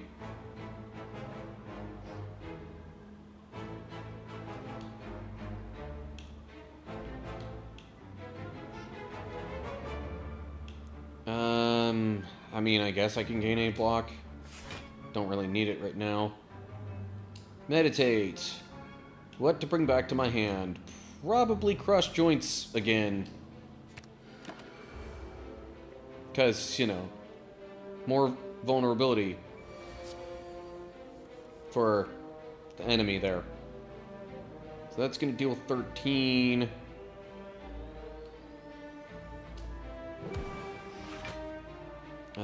Smite deals 19. Although Brilliance, I think, is going to deal enough damage for me to win. Hiya. Okay, cool.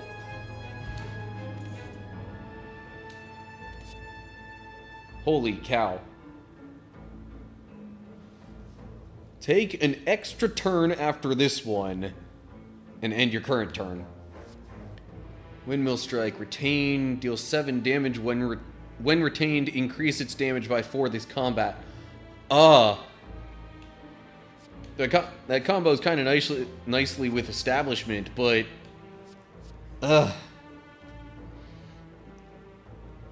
Can I really turn down the option of an extra turn?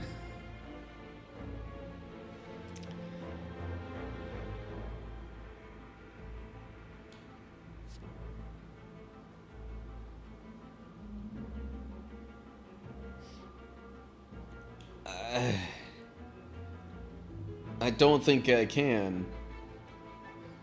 Granted, it would use most of my energy for the given turn.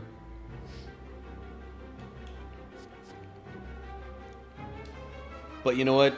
Most is not all. Alright, I think I go over here.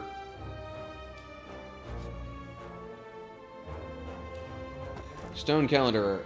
At the end of turn 7, deal 52 damage to all enemies. Okay. Helpful. And I think I'm gonna rest. I kinda need to do some healing here. I'm only at 22. Although, good grief. 2 events after this, then another rest. Possibly. Or 3 events, then a battle, then the final rest. But, yeah. Still. Resting for now. Okay, up to 47.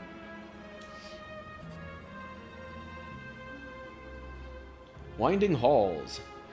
As you slowly make your way up the twisting pathways, you constantly find yourself losing your way as the walls and ground seem to inexplicably shift before your eyes. The constant whispering voices in the back of your head aren't helping things either. ...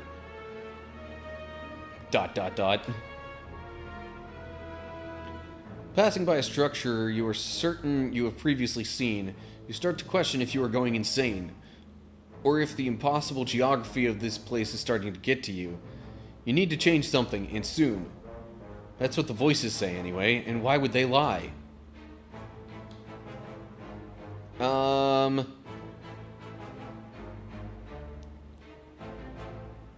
Shoot. I received 2 madness. Reduce the cost of a random card in your hand to 0 this combat. I mean, that's nice, but also, that curse isn't too bad for being able to heal 21 HP. It just gives me something unplayable, that's it. So, you know what? Sure, let's do that. As you take a moment to stop and carefully observe the undulating landscape around you, the hint of a pattern starts to emerge from within the randomness. Whenever the demented noises begin to interrupt your thoughts, you struggle through the mental pain and ignore it. Eventually, you successfully map out a path forward and continue on, now resistant to the nefarious nature of this alien place. And then on to another unknown event immediately afterwards. Oh, the sensory stone. Navigating through the beyond, you discover a glowing tesseract spinning and shifting gently in the air. A sharp pain flows through you, followed by vivid flashes of a distant memory. Whose memories are these? Oh, I forgot the "you touch it" line, but well, shoot, I just gained a bunch of HP from that last thing. Would losing 10 really be such an issue right now?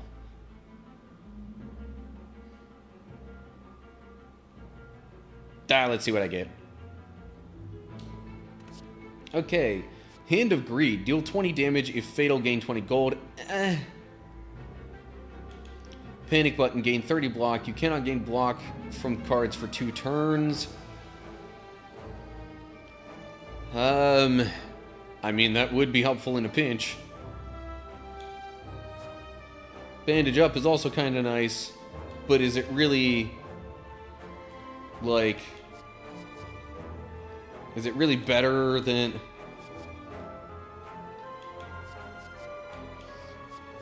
and I already have a bandage up card.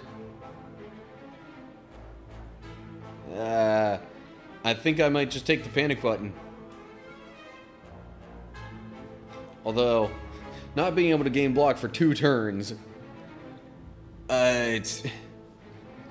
is only really helpful... It's only really a good trade-off in my mind if I know that I wouldn't take as much damage the next couple of turns. Or at least think there's a strong possibility of that.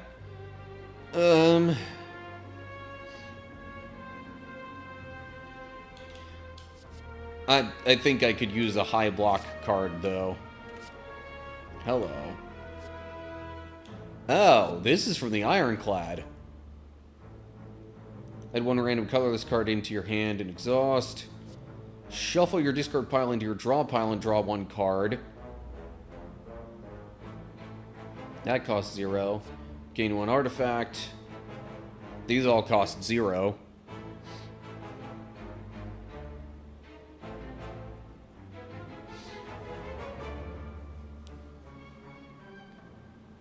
It's not. These cards are colorless. Oh. So if they're colorless, that means they don't belong to a specific character? That looks like the Ironclad there. I guess is why I thought that.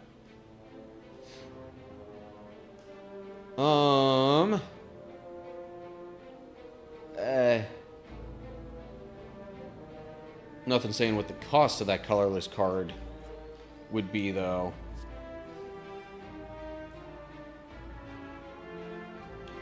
But I see myself using that probably more than the others. Well, speaking of secret weapon. No, like, I specifically remember secret weapon coming up in my Ironclad run. Or some Ironclad run. Put an attack card from your draw pile into your hand and exhaust. Do I guess I get to choose which one? If so, that's really handy. And I would definitely like to take that then. Proceed. Fear. A demonic creature towers above you, wings spread wide as it howls with laughter. Dead bodies of a tribe surround you while the village is engulfed in terrible dark flames. The demon calls out, taunting you. You really are the strongest now. Anyway, this laughter echoes forever. Okay. No,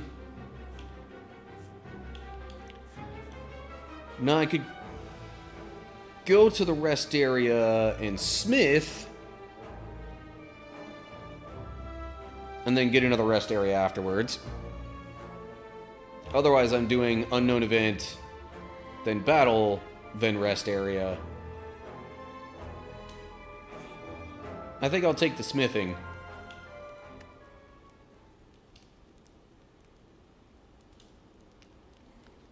What to smith, what to smith? Gee, I wonder, maybe, this?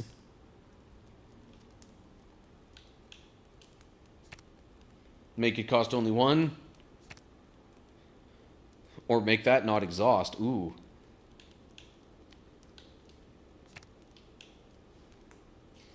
Oh, what's Vault's upgrade? That only costs 2 then.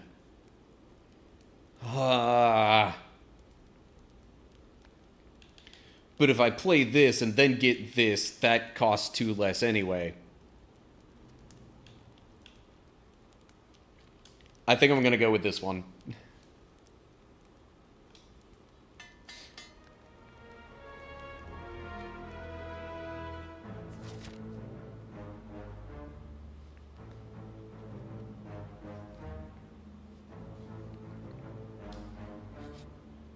Anyway, let's see what else happens. Falling. Oh. As you head upwards, hopping from one floating shape to another, you slip and you begin to fall. While in free fall, you consider your options. Land safely with your greatest techniques, channel power to survive the fall, or strike at the wall to hang on to it. So either I lose a Vigilance card, lose my Battle Hymn Plus, or lose just Lucky. Honestly, with the cost of Vigilance, it's kind of not that great. No cards will upgrade more than once. Yeah, I get that.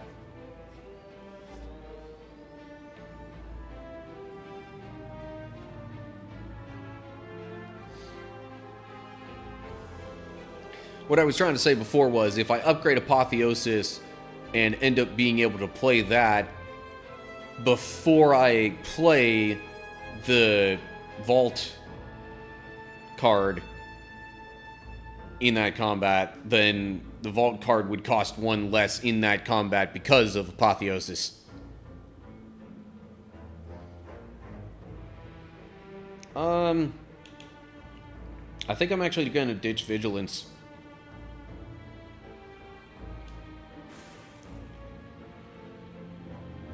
We land with extreme grace before continuing on.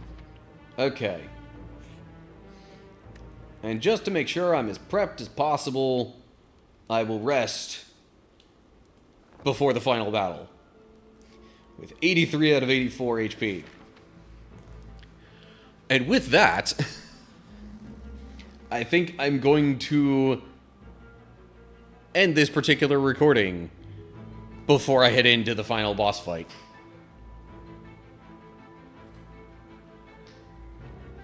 Because it's been almost an hour anyway. Wait a minute. Oh. I'm like, why did chair stop? Because I was almost about to roll over my controller cord. Okay. I do plan to do one more recording though, but I might as well run the Twitch ads before that happens.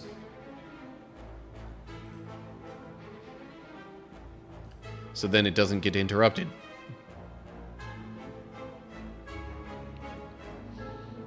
Okay. And I'll hop into this for a little bit. Bring some of my own music. Well, not my own music, but some of my stored music back into the background for a little bit. Okay.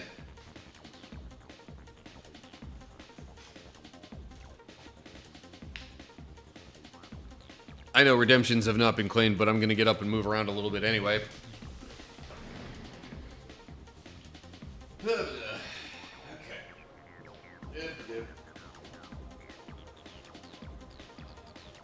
You know, I guess at some point soon, I really should work on putting those posters up that I had before. I got a kind of okay from my landlord to, you know, use like some thumbtacks and pin those up.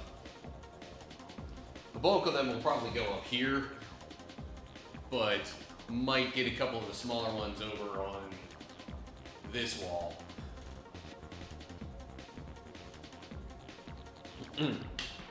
Anyway.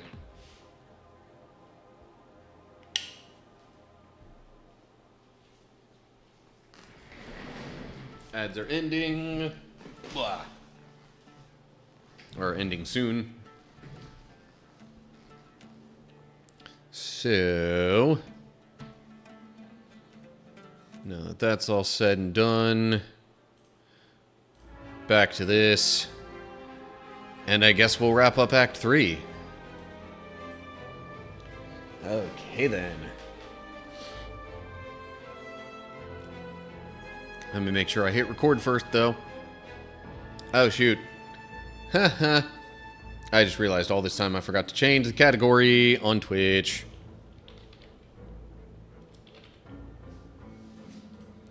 Well, at least I'll have it matching for like 1 hour-ish.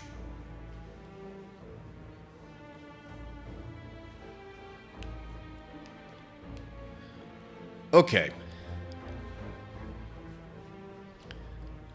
Now, I will hit record and resume what I was doing. Hopefully, this doesn't start getting all glitchy looking like it does sometimes. Okay. I have made it to the end of Act 3 with the Watcher. Well, the end meaning like the final boss battle. Now it's time for that, and let's see what I get here. Time Warp. And intends to attack for about 15 damage. Whenever you play 12 cards, ends your turn and gains 2 strength. Oh, jeez. Great.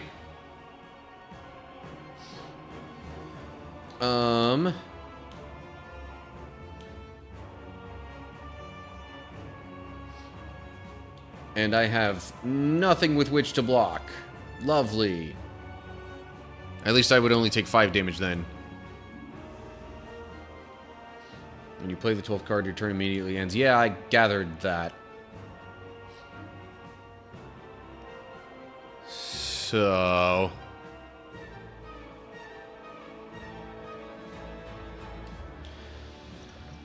now I could try and put a Snecko oil in here. See what cards I get. And with their cost being randomized. Although, no, because that might randomize the cost of Miracle. And I definitely don't want that. So really, I think I'm just going to play Follow-Up Plus. So then Signature Move is the only thing left in my hand. Oh, and it's getting doubled by the pen nib. Nice. 82 damage.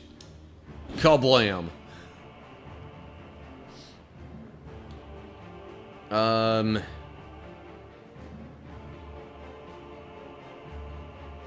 Battle him plus in case I want to deal some damage with stuff later. And I guess I'll end my turn. And brace myself for 5 damage.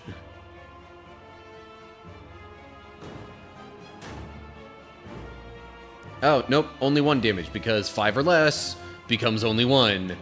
Thanks to the, Tory thing, or whatever that's called. Okay.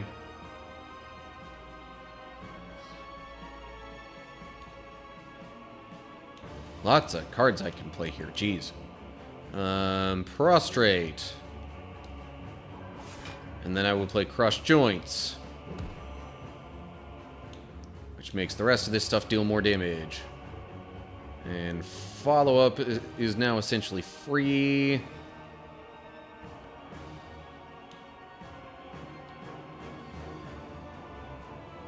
So, let's do that.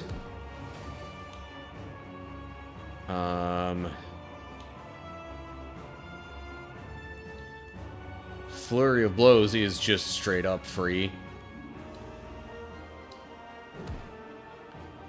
Okay, I can only play 2 more cards this turn.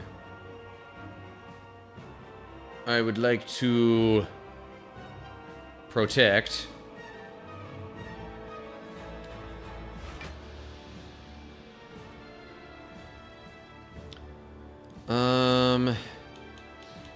Okay, that gives me 4 cards that I can play next turn. I might just leave it at that.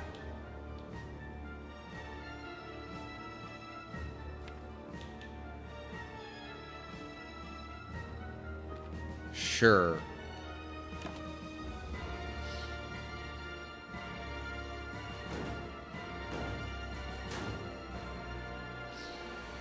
Oh, geez. Now it wants to attack for 26. Yay.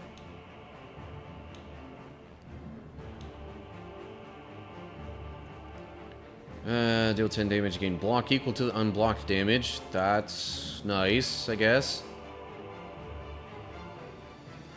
Okay. Wallop. Oh, but it actually does 15 because of the, you know... What's it called? The vulnerability, yeah.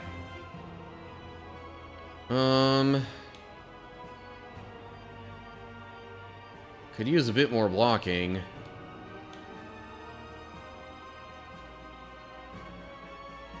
Let's see what gets added to my hand. What is that? Every time you play 5 cards in a single turn, deal 10 damage to all enemies. But that also, like, gets his thing moving even faster.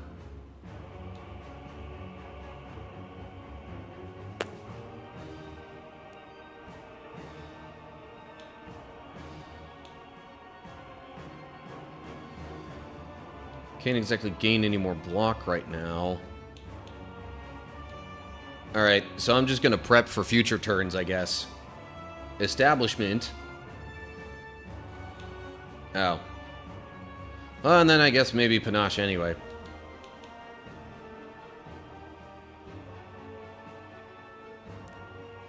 Because my turn will immediately end then.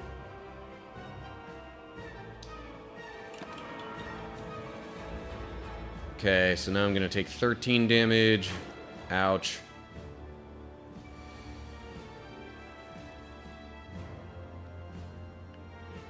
Okay, so he just intends to block now. Which is good for me. Because I can enter Wrath mode stance, whatever you want to call that.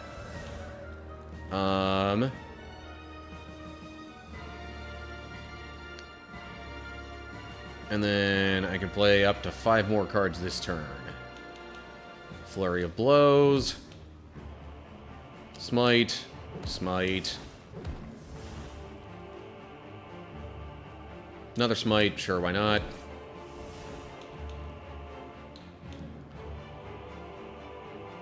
And then... just lucky, I guess. I'll keep that on top. I might want that. And end my turn.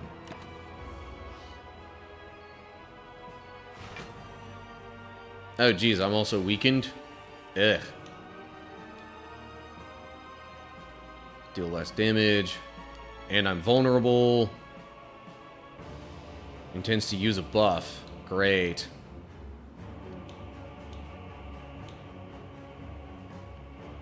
Okay, well... hang on. Because I've got Secret Weapon Plus here. Which I think was just randomly made into the Plus version due to the Warped Tongues. I've played 6 cards. Yes, definitely want to do that. Secret Weapon Plus. Ragnarok. Because now that's going to be doubled by the pen nib. Ragnarok. Boom. 110 damage after going through his block. And that's while I was weakened.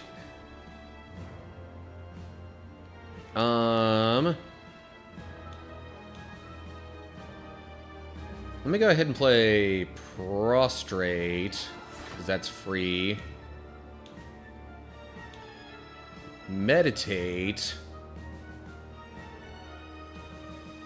to bring back Ragnarok.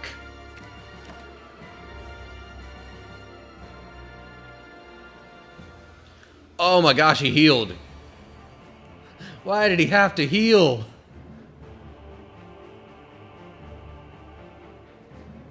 Oh yeah, also, I'm in calm, so Ragnarok isn't going to do as much because of that anyway.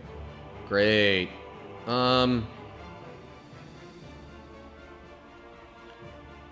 So, tell you what.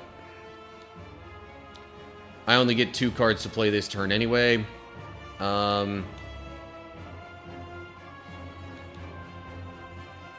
Bandage up.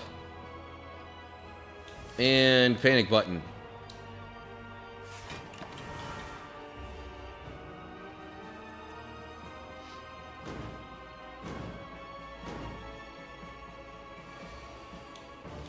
Hold up, what's up with the crossed out box thing? No block. Oh yeah, I can't gain block for the next 2 turns. Dang it. Alright, so he's looking to deal 33 damage to me.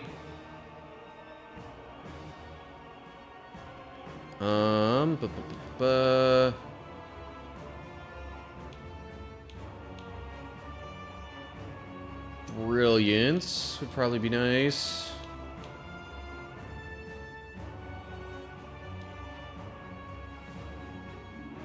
Sure. Oh, should have used Prostrate first. Dang it. Could have had to deal a little more damage. I'll use that anyway, just because if I get that 1 card, I might be able to trigger Divinity Stance. And since I can't gain block, I suppose I might as well attack. 13 damage, 17 damage, 13 damage. Alright, I have played 5 cards at this point. Like, I can play 1 more this turn, I guess. Discard that, for sure. Not Apotheosis, though. Okay, ending my turn. Oh, sweet. So the thing about...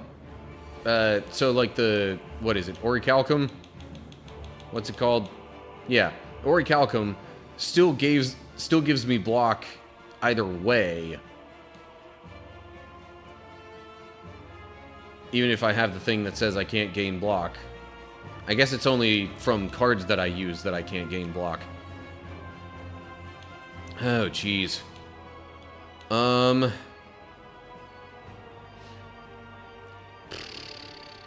damage and enter Wrath.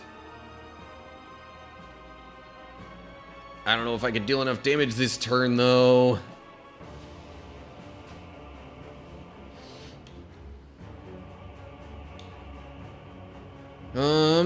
Especially with only being able to play 6 cards per turn. Well, I'll tell you what. Apotheosis.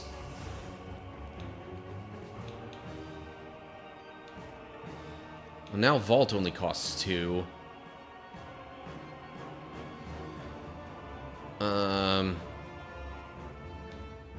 But how many more cards would I be able to play to have that? 1, 2, 3. That puts it at 10. 11. 12. Okay, so I think if I make Vault the 5th card I play in this order, I get another turn right away.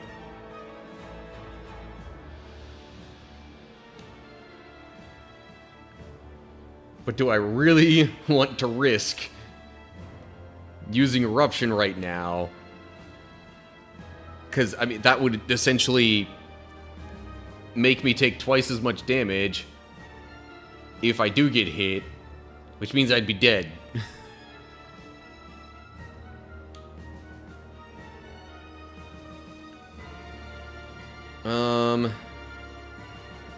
Now what I could do instead, actually, is Eruption, Flurry of Blows, Smite, Tranquility to go back to Calm, and then Vault. I'm not sure if that works the way I'm hoping it will, but I might as well take a chance on it. Chris Terry, am I teaching the Bible? I was earlier in the stream.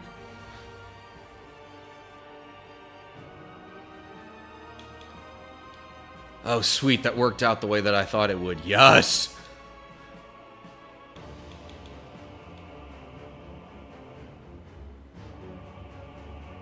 So that's 10... Another 10. Actually, so that'll be 10. And then Pen Nib is going to double other damage. Lesson learned. I win. Yes! Defeated the Time Eater.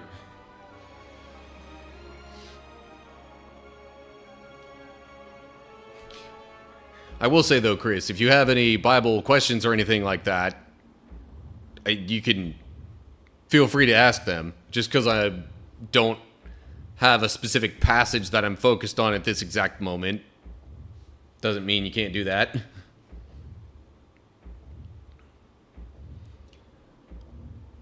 Anyway, alright. Thump, thump, thump. The pulsing dread can be felt throughout the room. Is this the heart of the spire, the source of this evil? Sure seems like it. You prime your staff with divine energy. Attack? You deal 784 damage. Heart squirms and bleeds, but it ultimately is still pounding. You ask yourself, have I been here before? So overall, there's been a... I think maybe a custom run and then a daily where I made it all the way through. So that's why the total is all the way up to 3994 damage to the heart at this point. Heart pulses louder and louder as your consciousness fades. So there's that. Also got the Amethyst achievement. Beat the game with the Watcher. Okay.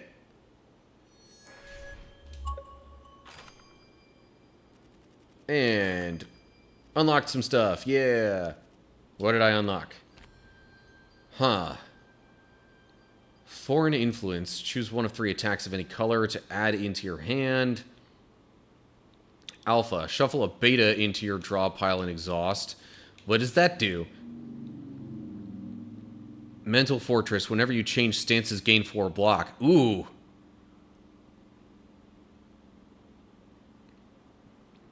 Oh. So is Alpha... Okay, so Alpha leads to Beta. So it's like a 3-step thing to get to, according to Seth, some big damage.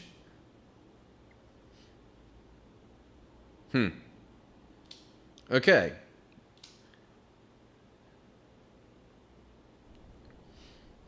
Well, there is our successful standard run with the Watcher. Got kind of close, but we made it. So now I guess have to try again. Just need to win on A0 for Ironclad and Blue. Meaning the defect, I guess. Then unlock the cards and relics for the main classes.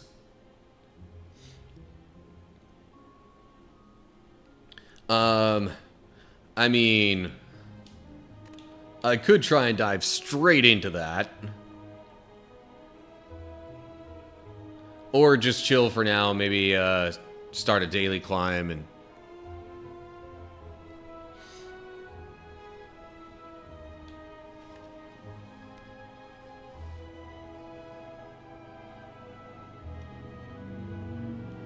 Something I could do with you to get you something. That's been a rather short recording, but at the same time, I don't know how much I want to start another run that I actually care too much about.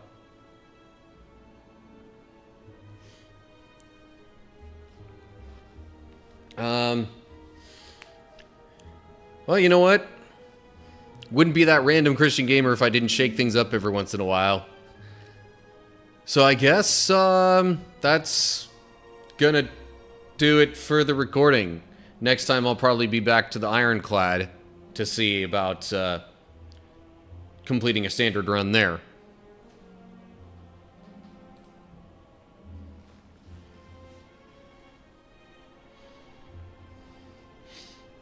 Okay.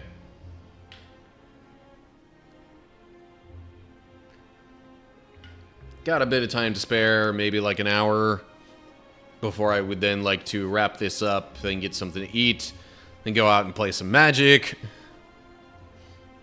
So the daily climb. Oh. Playing as the Ironclad. Modifiers are shiny, time dilation, all enemies start with the slow debuff, and then lethality. Start each combat with +3 strength. All enemies start with +3 strength. Interesting.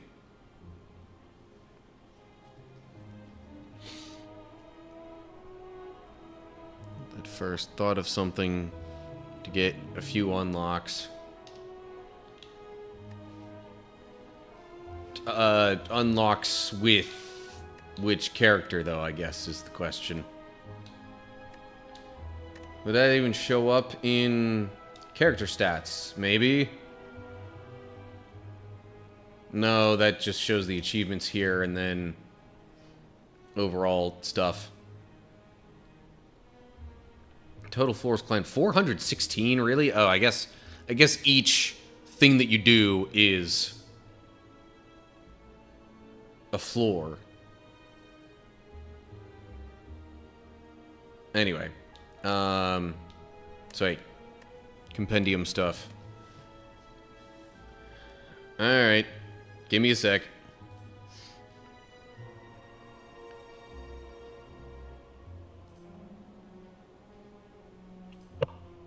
Okay. Hello. Okay. Hello. Let me pull open my thing so I know what the... let me pull open my stuff so I can show you. Go to Target Library for a second. Get a couple, I'm gonna get a couple of the easy ones. I know how to get these very, very quickly. A little bit with that. Card Library for a second. So yeah, card library. Curses. Let's start there. That's the easy section. Card Library curses. Just wait for so I can look at it. Card Library enter. Yep, there. So I've got. Oh, geez, quite a few unknown curses. Nope, I know. I'm gonna get you a couple of them very quickly. Some of these are very easy to get. Just take a little bit of chance. One of them is not that. I'll get you one of these that very quickly. Start a custom run. Play custom. Do Ascension 11 and then go straight off. And then as soon as you look at your deck, please. I'm sorry, you said Ascension 11? 11, yep. Doesn't matter with which character? Nope, one bat, sorry, 10. It's 10. It starts at 10, that's what I was trying for. Ah, okay. And then start, and then it should trigger the, it should instantly trigger the unlock. You'll have the terse. That's the easy one. And then embark that, and then just leave as soon as it confirms. And then look at your debt so you know you have it. Nope, we're not doing anything on the map. We're just going to the debt, looking, and we should move about the ending after. You see, there it is. That's Cinder's Bane. And then settings, save and quit, which will remove it completely.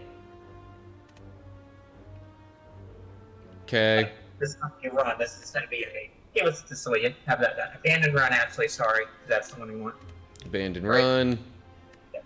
End this completely. And then compendium, and then looking at it to make sure we have it. The other one I'll have to take a little bit to get. Okay. The other one's a little bit. I'm just saying, you sound very echoey to me. It's a little difficult to understand sometimes. Now, the other one that's the one that has the star there, Yeah. that's the only curse I don't have. You know why? That is a very hard curse to get. You have to win on endless mode 5 run-throughs to get that curse started. But like 3 or 5 run-throughs. It comes up in an endless run. Or long way. So that one's not easy. The other ones are actually not hard to get. These is the hardest of them. Here's what they are for reference. The that bell, nice.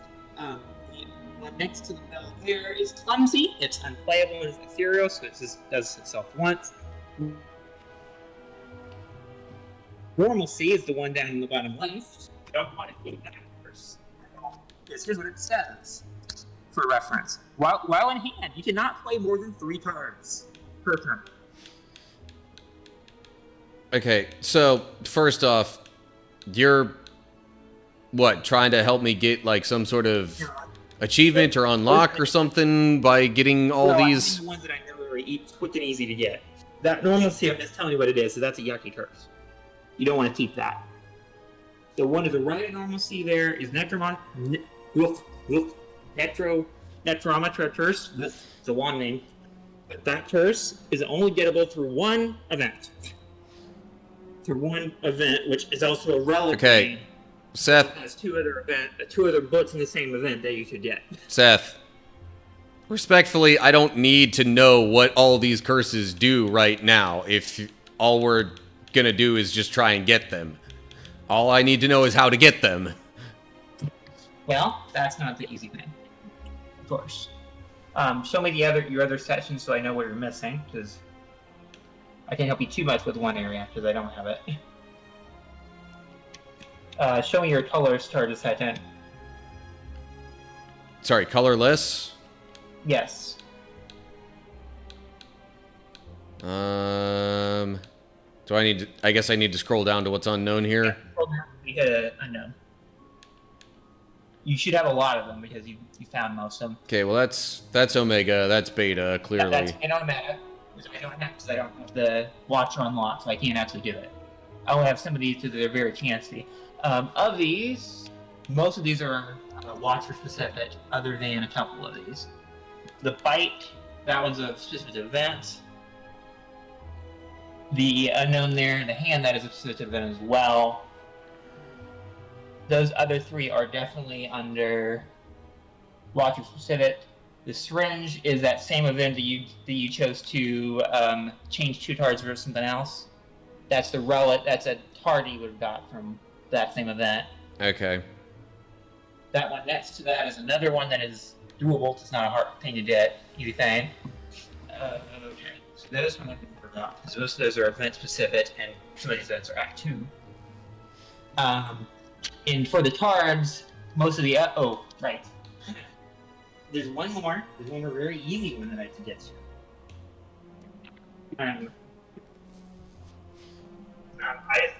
think you have all the rares. Here.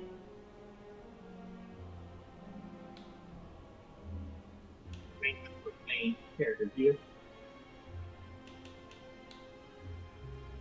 I could barely hear what you just said there, Seth.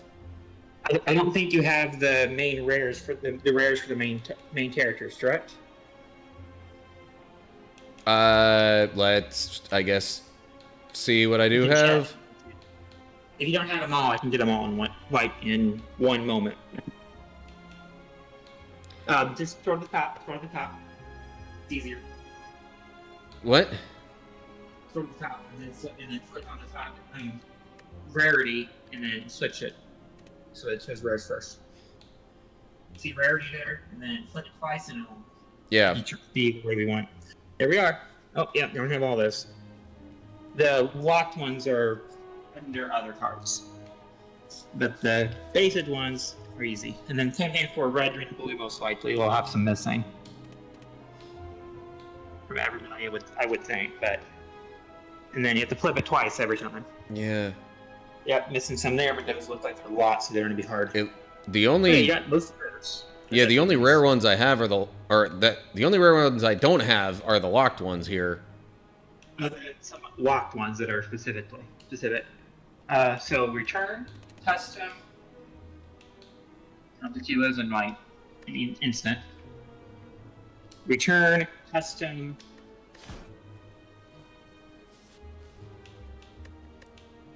Custom run, and then set. Choose any character. That way we don't. Doesn't matter here. Actually, because I'll just use them all. Scroll down to tell you the line I'm looking for. I would just need the shiny. Yep. Thing. Nope, not shiny. Shiny does not work by itself. You need some. It needs some assistance for the what I'm doing. Scroll down more after click. Yeah, click shiny and scroll down more. The shinies right now only giving you the character-specific rare cards, which, of course, that is not what we were looking for. So if we scroll down again and click diverse, okay, you will now have everybody. You'll have all the rares in one. You'll have all 84 of them. You'll have an 84 card deck when you start this run, for reference, which is all the rares. Okay. And then start that run, and then it should confirm, and you should have everything. You should have all those rares in one quick minute. I see 69 cards in the deck. So check and see what they are, because that might be 3. See what's in here and what's in the deck. I mean, maybe. You see the, and then scroll, and then you'll see if you have everybody. You should have everybody. If you do, you have all the rares that are possible without unlocking others. Because some of these relics, some of the watcher rare cards give you some of those colors cards you're missing, and some of the rares give you other cards other pieces that give you other things. None of the colorless ones are showing up because they're not supposed to. This is color specific. You have an. Let's see. 3. Okay, so just back out, abandon this run, and... Yeah, abandon what to do from there. Oops, I missed one. Of course. Nope, that's not the one. After that, I didn't... Colors, charge number, and wards, that doesn't help. Okay, nope, I didn't miss anything. Good. Those don't show up. Those have to show up through random generation, of course. That's all the cards that are easy to get without assistance from randomness. For your relics will see. If you look at relics, because that's all cards I can do very quickly. Everything else I have ways to do them, but it's not going to be quick and easy. Locked. So some of those are locked because the locked ones are easy to get because those are faction unlocks. So those will unlock as you play with the character. But the ones that are not there have specific requirements. So let me look because these are image based. Oh, I missed them up. Annoying. That's not an easy one to get to.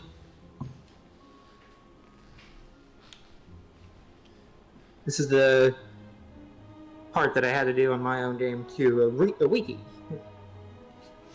Individually. Oh. No. So why is it okay? You have them. That's what we had a shot. Wait. That last one we had. Whetstone. How did we miss that? What in time? You missing any down there? Uncommon. I am missing 2, 3, 4, 5. I need to see yep, I need to look at this. So this is... It's... Ooh! Of course you're missing one of them. You're missing Bottled Flame. That's an easy... That's the not hard one to get, but it's also an easy one. Choose an attack card, other than still. And then next to that... Change my list. Ooh, here it is. Ninja Straw, of course. The Ninja Straw one... Nope, you don't have... the Ninja Straw one is a character-specific relic, so it's going to be... The next to that is an ice relic, just hasn't found. That one. Yep, character-specific relic again, of course. And...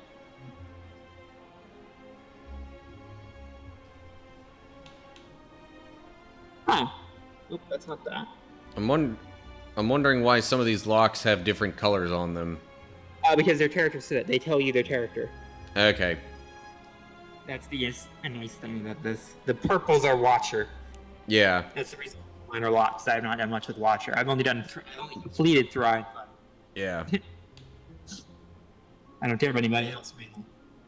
Other than Silent a little bit. And these are, if you notice the silhouettes, I have to match them out so I know which one it is. It might be in mall. I know it's origami, which is not an easy one to find. And then for rare ones, of course, those are not going to be too easy. The Twain this is a fun route, which is a very helpful relic. None of those are quick and easy. Some the event boss ones, you're probably... I know what you're missing in boss, probably. You're probably missing a couple of the Sithitide. Looks like I'm missing 8 of those. Yep. You're missing about the same ones I'm missing. Some of those are character-specific ones. You can already tell. You can tell which ones are which. Yeah. A little bit. Oh wow. Missing a lot of event relics. You haven't seen. I know why. Because those are. I got some of the events. Those are easy. The books you have to be generous with you and give the right event, give you the right one, and give you the right relic. One of them is like some of those relics you have to take the battle to get them. Of course, and some of them are random. The shop one, there's just got to be lucky in the shop and buy them. You have to see them in the shop. You don't have to necessarily buy them. Gotcha. Potion. I'm not missing any of those. The potions are the easiest category to get. So, what are you looking at in potions? Which is the next section over. If you return, it's the next section over. I guess I've gotten all the potions. That's what you want. That's what we want to see. So, everything else, some of those are event-based, where they're easy to pull and then do the right one, the nature of the pull. And for cards, it's looking everything out for that, as I mentioned these. So the locks are going to happen as you're playing characters, and then those are going to unlock and give you to them, and etc. So that's how the easy unlock. That's where all the things I know are pretty easy to get. Then looking at this.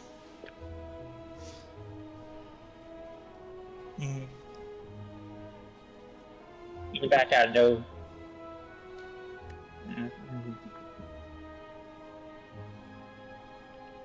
So, what's up? Okay. And you said I know you're missing a lot of you're missing some common and rares, right? A mixture of those? For the relics, yeah, right. I mean, I'm missing 4 commons, looks like. Okay.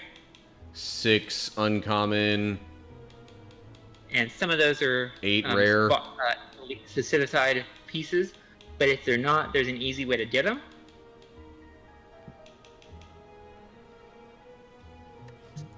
There's an easy way to get some of them, depending on... So, if you want to try this.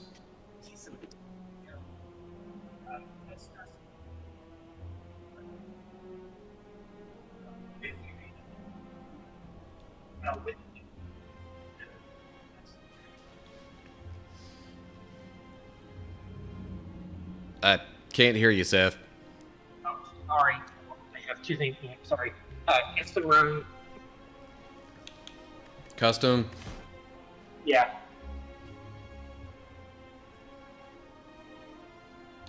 Okay, then what?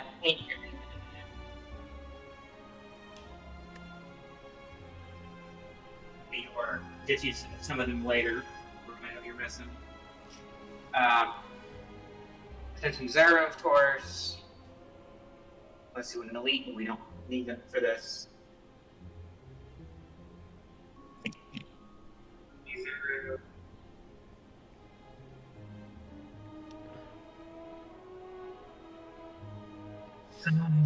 Okay, I can't tell if you're just, like, being quiet for a few seconds while you're thinking, or... No, I'm not. I have the name in the background, too. Because I have mine working so I can look at stuff, too. I know what I'm looking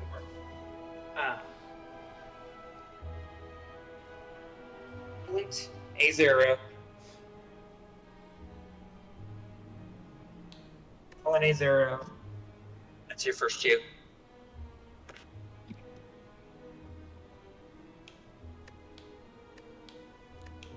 Okay, wait, what was... Silent, A0. Silent, okay. Definitely didn't hear that part. Alright. I heard the A0, not the silent. Draft or sealed deck, either one's fine. Well, so, no, draft is better, because sealed deck you get less cards. Or insanity if you want to really have a lot of cards. So draft or insanity, either one. What does insanity do? 50 cards, 50 random cards. Oh. There's a reason I say that, and I will do, if you do draft, I will do another one that will give you more cards. Because if Taurus your deck isn't a good deck, is that's kind of okay. So draft. Okay. Or insanity.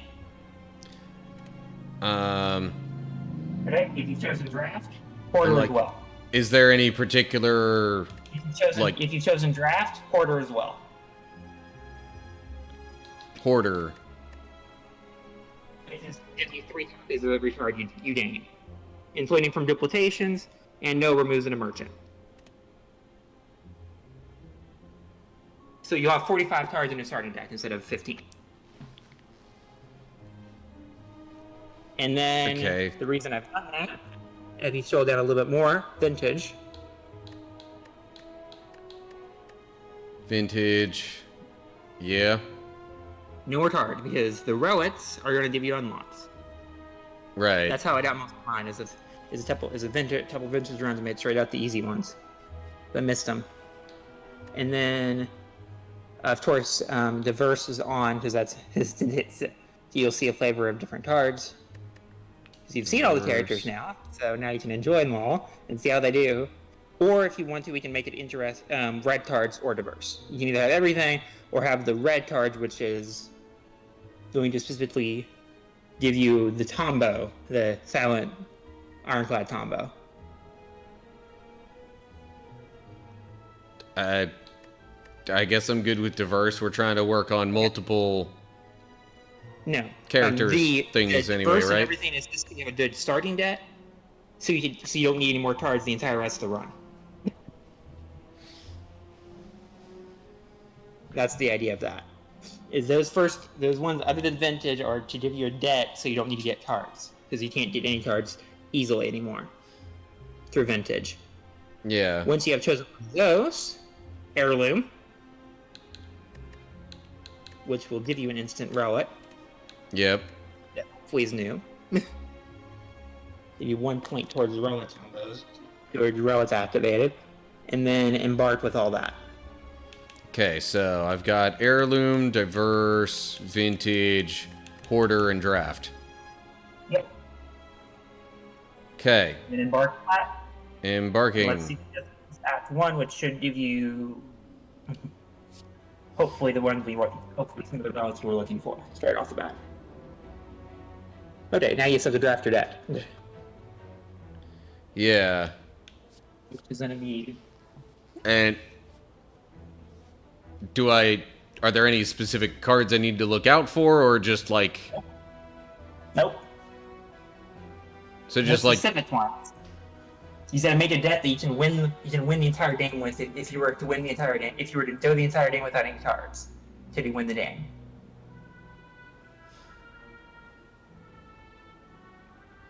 Okay, so like I don't need to pick a specific card for it to count towards. There is a no, you do not. But there is an exception that can make you rethink yourself a little bit. Hoarder. Yeah. Every card you gain, free of.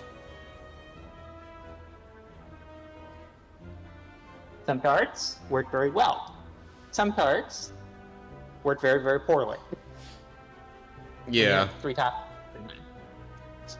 An example of that is as we've seen that one red card, where I turn all your cards into fire and shoot them at the enemy, right? Yeah. It's on all the other cards. That card does not work so well with order, probably. Because you have 3 of them. I don't know. So, if well, you have 45. You have 45 cards by the end of this draft. Each draft will be 3 turns.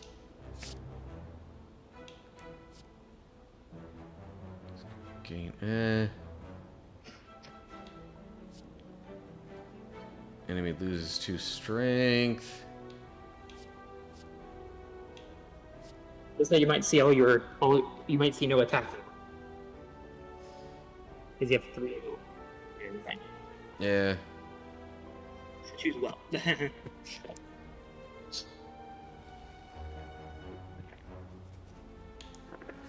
I guess I'll go with this. 6 block, shuffle an insight. And you will have a orb slot because of the. You have at least 1 orb slot. You'll have 1 orb slot, sorry. Yeah, I would need to play something that channels an orb, though. Correct. What relic did you start with? Turnip. You can no longer Is it become new? frail. Is that new to you or not?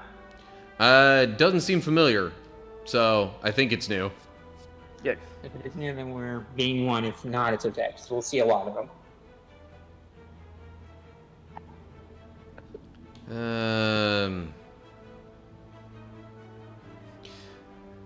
don't know. Maybe I like the 0 cost cards a little too much. 15 damage, draw 2 cards. So damage for each enemy in combat.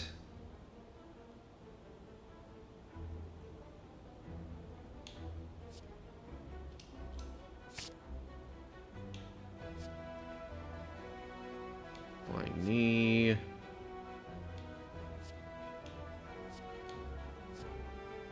4 block and add a safety into your hand.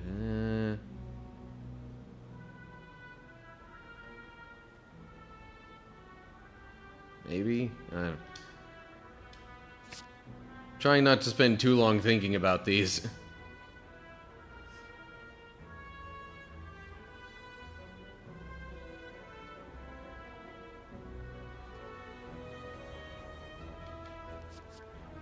I am gonna need some attack cards though, so I gotta... Of them then, or get lucky. Because our randomness in the draft. Hello, setup. Put a card from your hand on top of your draw pile. Costs 0 until played. Start your return, trigger the passive ability of your next orb. That requires me channeling an orb. Kind of like setup. At least the idea of it. 3 shivs to your hand. Punch, deal 7 damage. Apply 1 weak.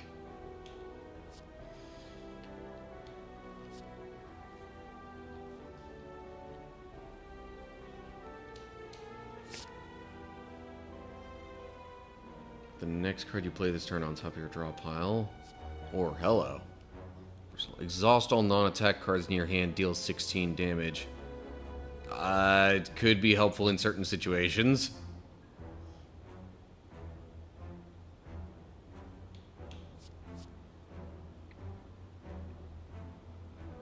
Sure, why not? Like, it's a higher rarity than the others anyway. Deal 8 damage, increase this card's combat by 5 this combat. Now, when it says this card, multiple copies of the same, did they get affected as well? Yes. Okay. I think they do, but they might not. I Meh. cannot confirm necessarily. Yep. So Silver Soul is the Either way. all your- Shields deal 4 additional damage. Gain 5 block. If this card is exhausted, gain 2 energy.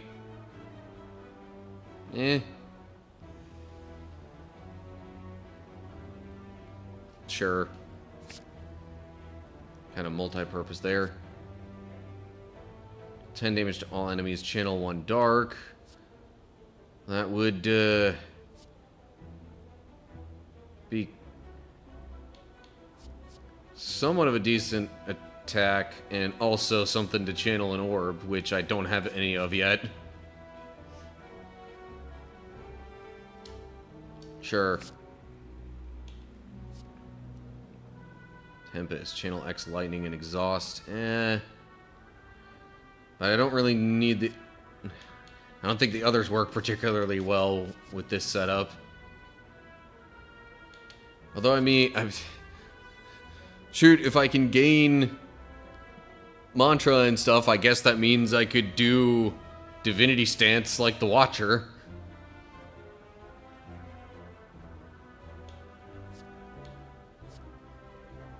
Or is that not the case because I'm not playing as the Watcher?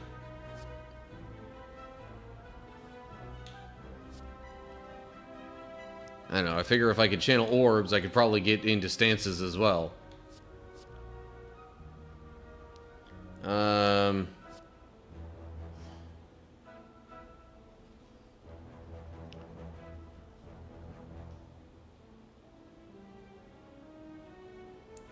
I don't know how often I see myself using Tempest, though. And plus, I mean, you gain 4 block from Prostrate anyway. Alright, whatever. Rupture. Whenever you lose HP from a card, gain 1 strength. Whenever a card's exhausted, draw a card. Huh.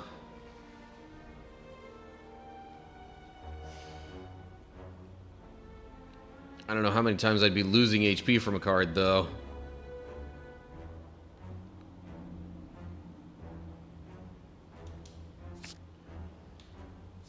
Double the enemy's poison. I don't have any poison so far. Draw 3 cards, discard 1. You can block equal to the number of cards in your discard pile. Could be helpful. Okay. Draft complete. Alrighty. Let's have a look. Just look at your deck for me before you leave. Before you start thinking about the map. You'll see the messiness we have. Yeah. That's the modifier that said with that 3 card deck I mentioned. That's the modifier that did that. We started with the draft for reference. Yeah. That's how. Bid quickly. Yep. You get 3 of every card, so even the good powers or the innate cards, you have a ton of them. But each card acts differently with the innate. All right. So here's the idea. Look for the path that meets the following condition. So here's the condition we're looking for. The path with the most battles, not elites. Elites and battles are the same thing in regardless to this. The most battles by themselves. Events can count as battles, but we do not want to rely on them. yeah. I'm looking at the left path for the moment, unless you're, left path. Just look up the entire way though. That complete left is do a lot. Gives you every battle on the way, other than one elite up to that check. And then it looks like there is a path. There is not finding up a path. I've seen it. I only get 1 event, which is what we want. No merchant. So yeah, I mean, seems to No me. merchant at all. scroll up a little bit so I can confirm something. To the top of the map so I can confirm something.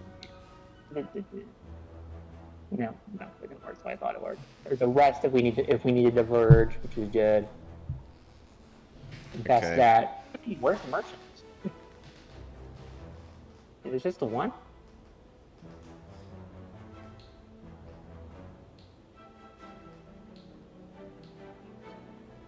What are you looking for now? Well, they're on the bottom. They all diverged. Nice. Okay. They all work like they went everywhere. So yeah, middle. No, sorry. No, it actually doesn't matter, does it? Huh? Middle or left is fine. They both will do the same. They both will go the same way. They both will do the same job. So either 1 or 2 to start with.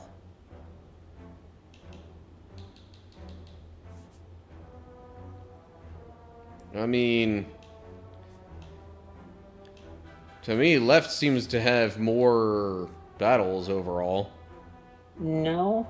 Well, not what I was. I'm looking at the first little bit. Let me show you. Let me send you a photo of that piece so you can have a reference. Right, first. This is what I'm looking at. This little piece of the map right here. That battle. For this piece, they divert. They divert the same way, and then they go left from there. It's that first piece that we tend to have. Oh wait, no. One event either way, and then the same, and then either way it's 4 battles. Up to the end of the photo there. Up to where that photo goes up to the left. That's what I mean. It doesn't really matter which way, unless you want an early event or late event, or if you want to have a chance at a shot. If we think we need to change our tactic. Okay, so I guess I'll go for the middle to start. Okay.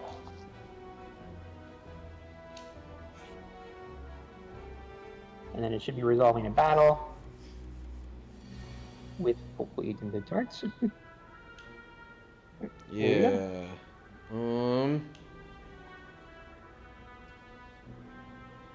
Play 1 week could be nice.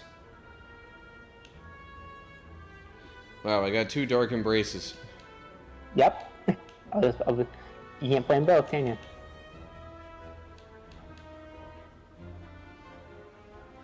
I'm thinking I might want to do a sucker punch. And if you notice the orb slot on your head. Yeah. You're violent, you're not supposed to have orbs, right? That's the joke of it. And then, but with that modifier, with the diverse, every character has 1 orb slot. That's for the defect, of course, he has 3. He or she. No, he gets 8.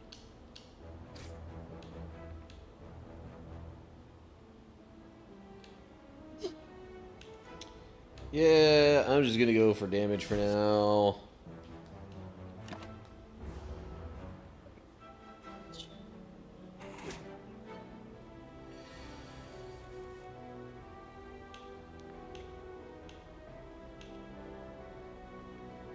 If you have played less than 3 cards this turn, draw a card. Okay, well, there's Doom and Gloom, so that'll deal 10 damage, and Sucker Punch, and win. And if we get lucky with the single and with a little bit amount of events we're gonna get, ooh, there's a relic. That's a good one. When you spend gold, you don't get this bonus anymore. That's what the bonus of it is. You climb the floor, you get 12 gold, but as soon as you enter a shop, that ends. Yeah. So the relic breaks. Definitely don't go to the merchant yet. No, this is the only chance of the merchant, by the way, because the path we will be going left as soon as we leave the merchant, I believe, and going straight from there. Because there's a path of straight battles from there. There's only 2 merchants, 2 chances at a merchant, and it's now or in 3 spaces. After the event is the last merchant we can get, unless we want to completely change tactics.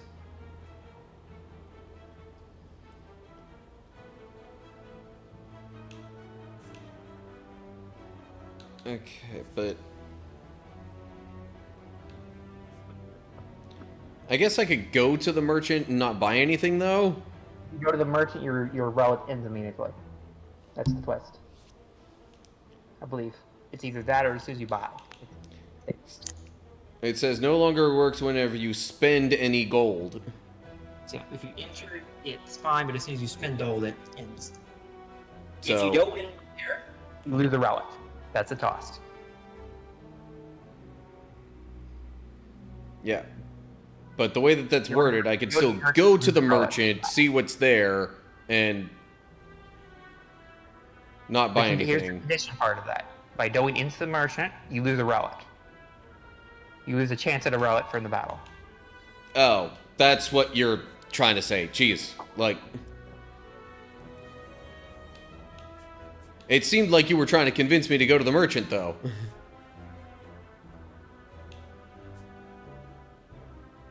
At least at first.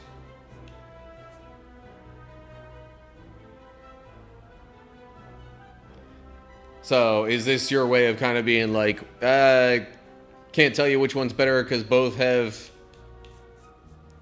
things to discover, potentially? I don't know.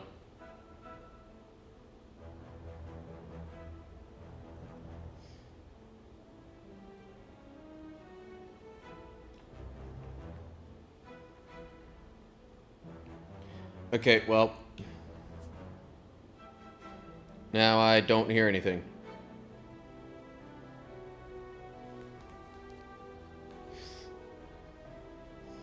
Alright, I guess I'll just do a battle.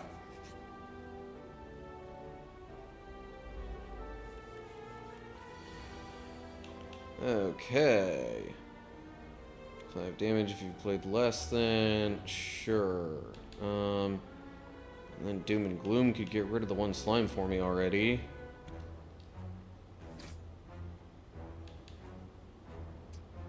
Damage to all enemies. Channel 1 dark.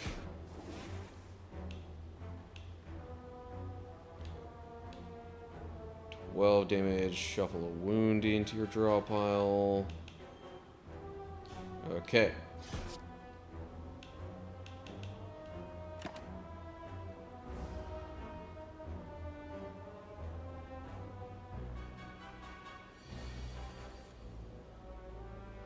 Hold up, why did it seem like... Oh, it tried to make me frail. That's what happened there.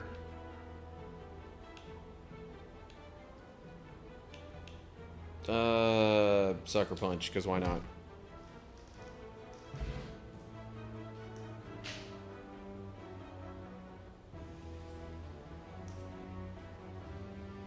$14 gold. Pair. Upon pickup, raise your max HP by 10. Cool. Liquid Memories. Choose a card in your discard pile and return it to your hand. It costs 0 this turn. Cool. Okay, so for the sake of getting more battles, I'm going left.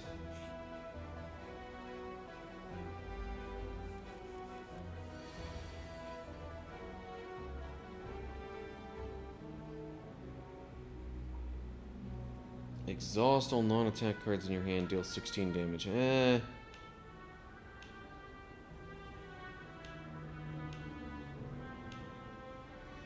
think I would rather deal damage by some other means right now. Free block, why not? I guess I could do... That's 10, that's 12. So I could actually, if I want to do the most damage, do Wild Strike and Sever Soul.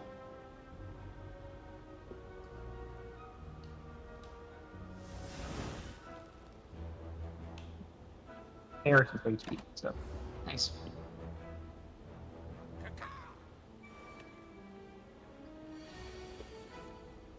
Okay. 21 more damage left to deal. Which, I mean, a wheel kick and a rampage would be enough.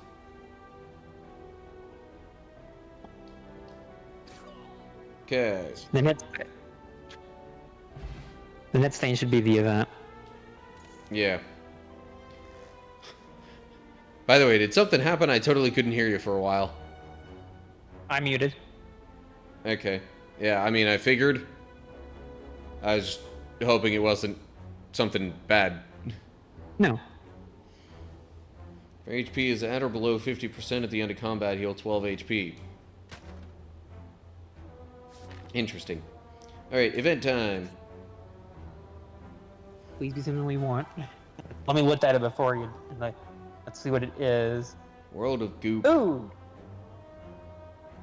Well... Yep, this is a no matter event. Doesn't matter for what I'm looking for. It's a, if you want some gold, here you go. I'll take it from you. Or you can lose some gold. I would rather lose the gold, I think. Yeah. Having more gold doesn't really matter too much for our objectives. No, it does not. This event is not what I'm looking for. Okay. And then left. Yeah. Yeah. Unless you're wanting to go to a shop and avoid and the date. Nah. We're aiming for lots of battles here. Yeah, generally that's the idea. speaking. Our path is battle by battle. Is battle. Deal 7 damage and apply 1 week. Yes, please. You don't rest till about the end of the path.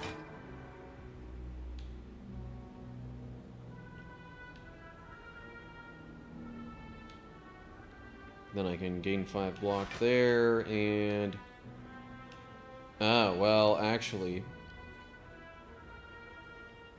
Could have played Sever Soul and gained some extra energy to deal more damage, but whatever. You can always reset the battle. You can always reset the battle if you care. I don't think it'll be a big deal. Plus, this way I'm not taking any damage this turn.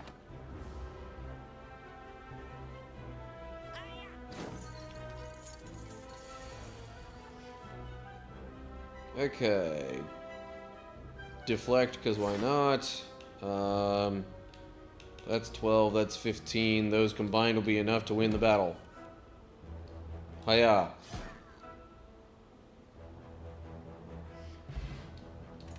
Art of War. If you do not play any attacks during your turn, gain an additional energy next turn.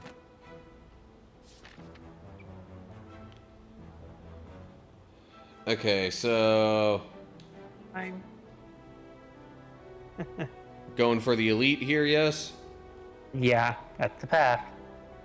Elite, Okay. battle, and test, and then most likely, I think it's even, I haven't looked at it again, but it might be another elite right after. Oh, yay, the centuries. Here's the rule. They have artifacts, and they here's their effect. 2 of them will do this effect, which is to give you weakness, which is to give you some days and fun stuff. The other one will attack you, and then they'll switch. And then they'll switch again, and they'll switch again until you're dead. Yeah. So, how did you enjoy the 999 Behemoth earlier today?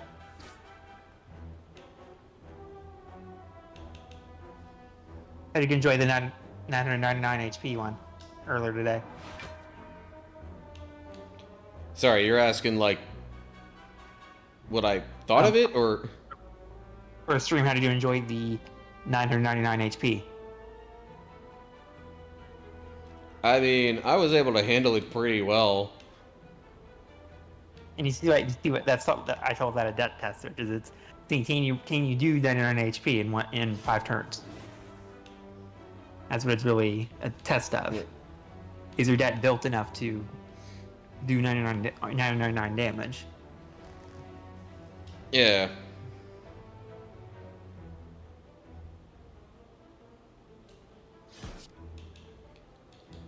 Okay.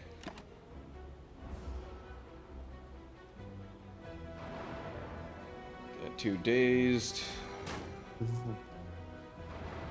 More dazed. What does that do again? Discard Net orbit. discard pile, right. You get a nice orb there if you can push it out. Yeah. As it's built on, that orb's built on pushing it out. And letting it go off. Yeah. Well, there's one damage, down. yeah. And do it again, and then repeat. Except I can't do it again right now. No. Because it costs 2 energy. Yep.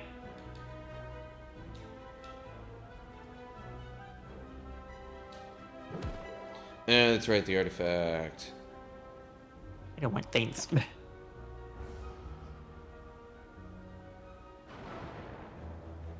Leap for the left. Okay, well... Daisies are nice, because you don't see them. You're never going to see them.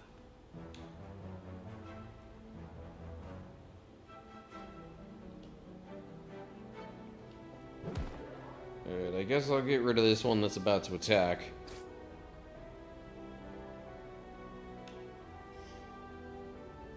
You did do the card, that one toss there. Yeah, could do that. Unless there's something in it. What? Unless, since it's not attacking this turn, the other option would be I could do setup for either of these and make it cost nothing when it comes up again.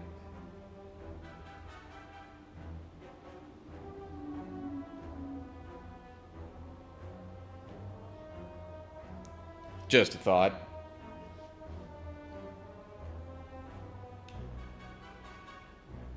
Yeah, they're all good. Either putting in an 8 in your hand or prepping a card. Alright, well, I made my decision. Here you go. 2 more days. Hey, So now you win. that's... First. Card first there. You have a... Me first card. It's their cards. Yeah. Play me as early as you can. Gain block equal to the number of cards in your discard pile. Okay, That's 26 block. Ta-da. Yeah. That card was also in the 3 card deck. Then I Flex guess I'll is not play it's these free, other cards so. just because I can and end my turn.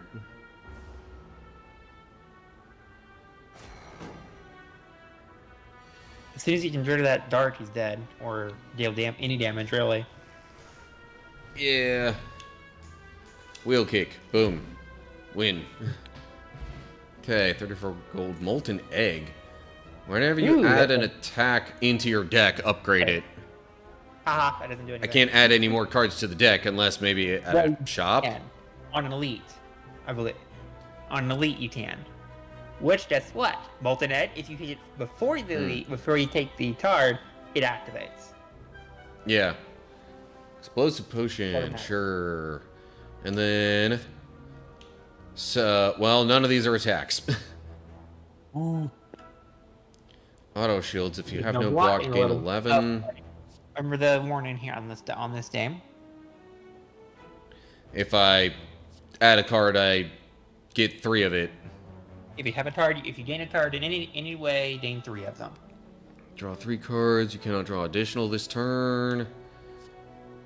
Unplayable. If this card is discarded from your hand, gain 1 energy. I don't have too many things that are discarding cards from my hand. And if you have no blot, gain 11 blot.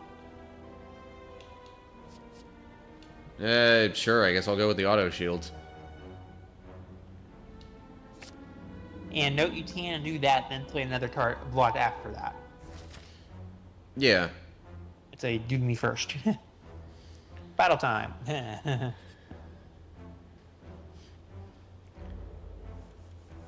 Yeah, I'm also running a little low on time, so I'm Ad gonna should need be to go rolling. quickly through all this. Yeah, Ad should be rolling very shortly. Deflect. And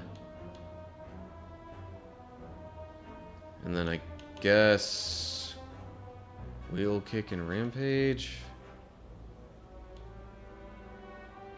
Well, we'll tit and then look at your deck and look at your hand before. Yeah. Because as it wants to give you some things to work with. Ooh, better or worse?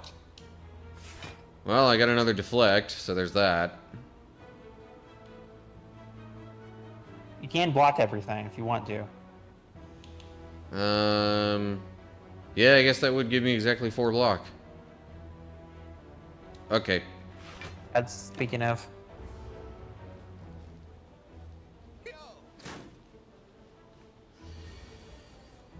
Hello.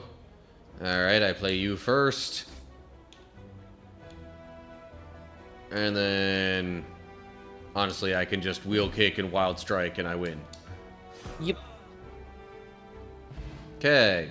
Bronze scales. Start each combat with 3 thorns. Nice. And a colorless potion. Next. There's your redeem, by the way, to deal with now. Yeah, ads. Oh. Okay. Give me a second.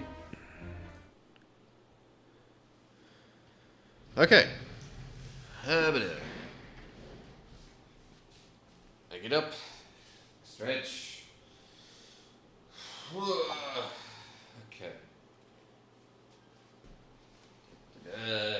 Stretch the legs a little.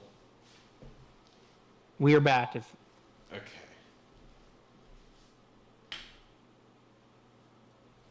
Hydrate.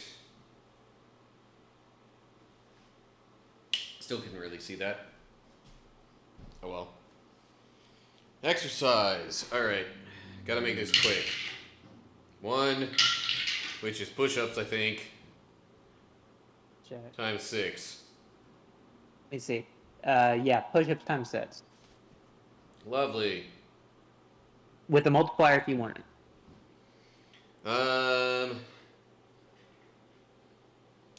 Let's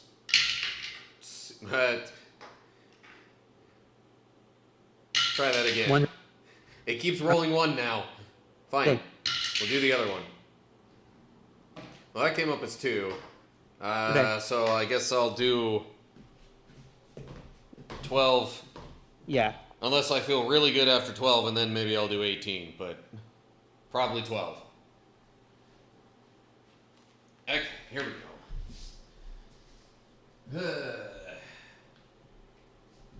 Yep. 1, 2, 3, 4, 5, 6, 7, 8, 9, 10, 11, 12. You know what? 13, 14, 15, 16, 17, 18. There, fine. Thought I'd, push myself a little bit. But only a little. Like, if it all feels really easy, then I'm not getting any stronger or anything from it. Of course, I do this so inconsistently, it probably doesn't make much difference. Like once or twice a week, probably doesn't really gain much.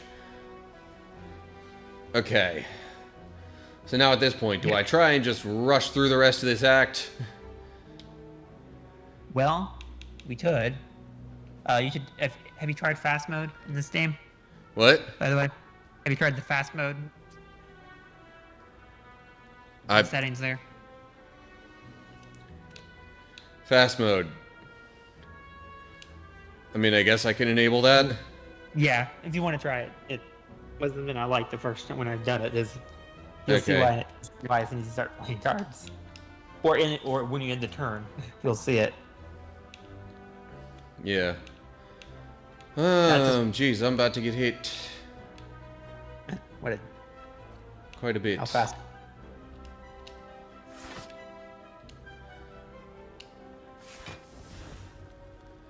Sweet. No damage this turn for me.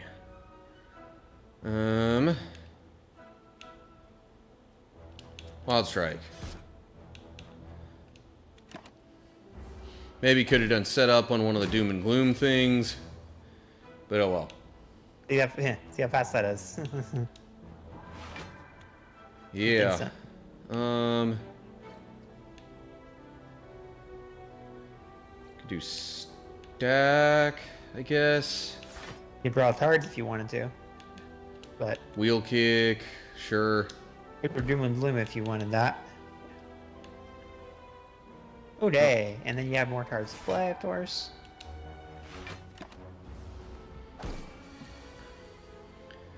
Okay then. Pfft, this is all stuff that gives me block. Yep. That happens sometimes. You should set up one of the cards, of course, if you're doing the... Yeah. I think auto I will shields set is up the auto shields. You're not gonna use it, so you're not going to use it this turn, then? And then just play the others. Because they're going to the discard pile anyway. Do Yeah, now he's that. attacking. So, yeah, FTL, and then auto shield has to be before you get any blot whatsoever. Yeah. Or zero. If you have no blot, gain 11. If you have any Sucker blot, gain punch. 0. I mean, I have plenty of block now, but again, these are just going to get discarded anyway. The safety will not, though, so I'll end my turn there. Oh yeah, and Thorns dealing damage. Yep, 3 more damage if you end your turn twice, you Gold. win. Or that. Ancient Tea Set, whenever you enter a rest site, start the next combat with 2 energy. I mean, not like it hurts.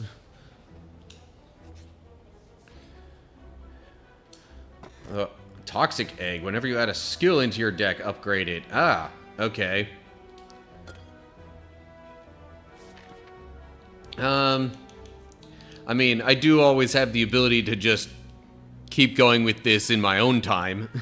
Yep, and then Elite from there. Unless you want to see events rather than battles. I guess the Elite... What, would let me get a card as well as a relic? Is you would go... Is you turn right, and then you go straight, and you go left. You go down that path up there. And you'll find yourself with, like, 3 battles in a row. With 4 battles in a row and 4 wallets. Oh, yeah. Or you can get some events and maybe get one of the ones we want. Which I actually might be... Which I would be okay with as well. If you want to see 4 events and maybe get one of them. Maybe get one we need. 1 or 2 that I'm looking for. Alright, you know what? You'll be a little slower because I'm about to look at them. Make sure and know what I'm looking for. Go ahead. I mean, I doubt it'd be much slower than the battles. It will not, no. It might be it probably will be a little bit faster than battles, but Okay. if you want to try. Then let me look to see when you open it. I think I'm gonna do the events anyway, just to see. Okay. Okay. Then let me look. You need a lot of HP for one of them, so. Upgrade Shrine. Okay, that does not matter to me. Upgrade card. What do I want to upgrade? Well, that deals more damage. That costs 1 less.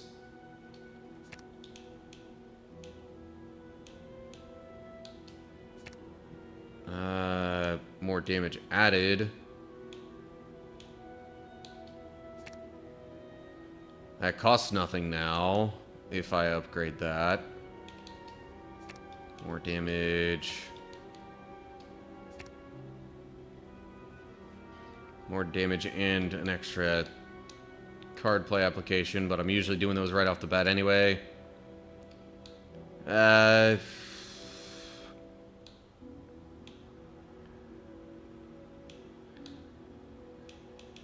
You know what? Setup.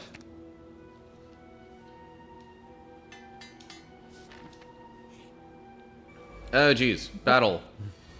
Oh, nice find. So that means it's a relic. Yeah. Let's see here. Sucker Punch. Make him a little weaker.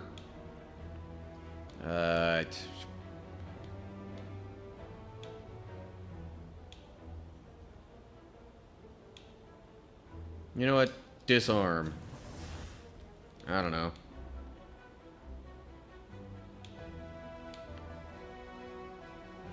I guess then if I do Sentinel, I won't take too much damage. Then I can set up the Rampage, or maybe the Wild Strike. Or the Sucker Punch to keep them weak.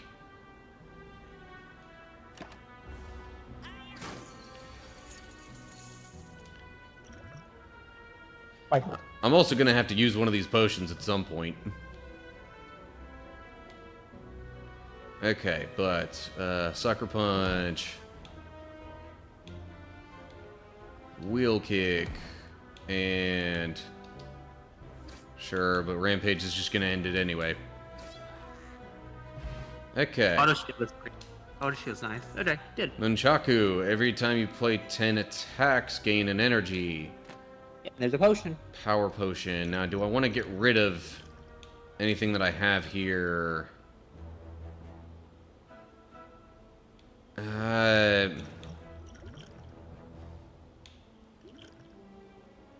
The Teller's potions is for searching.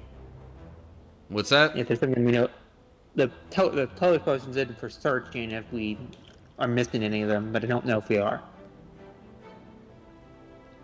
I think I was missing at least a few rare colorless ones. Well, rare in the sense that you can get them, because there's some of them. Some cards are specified in cards that you get only by those cards. Yeah.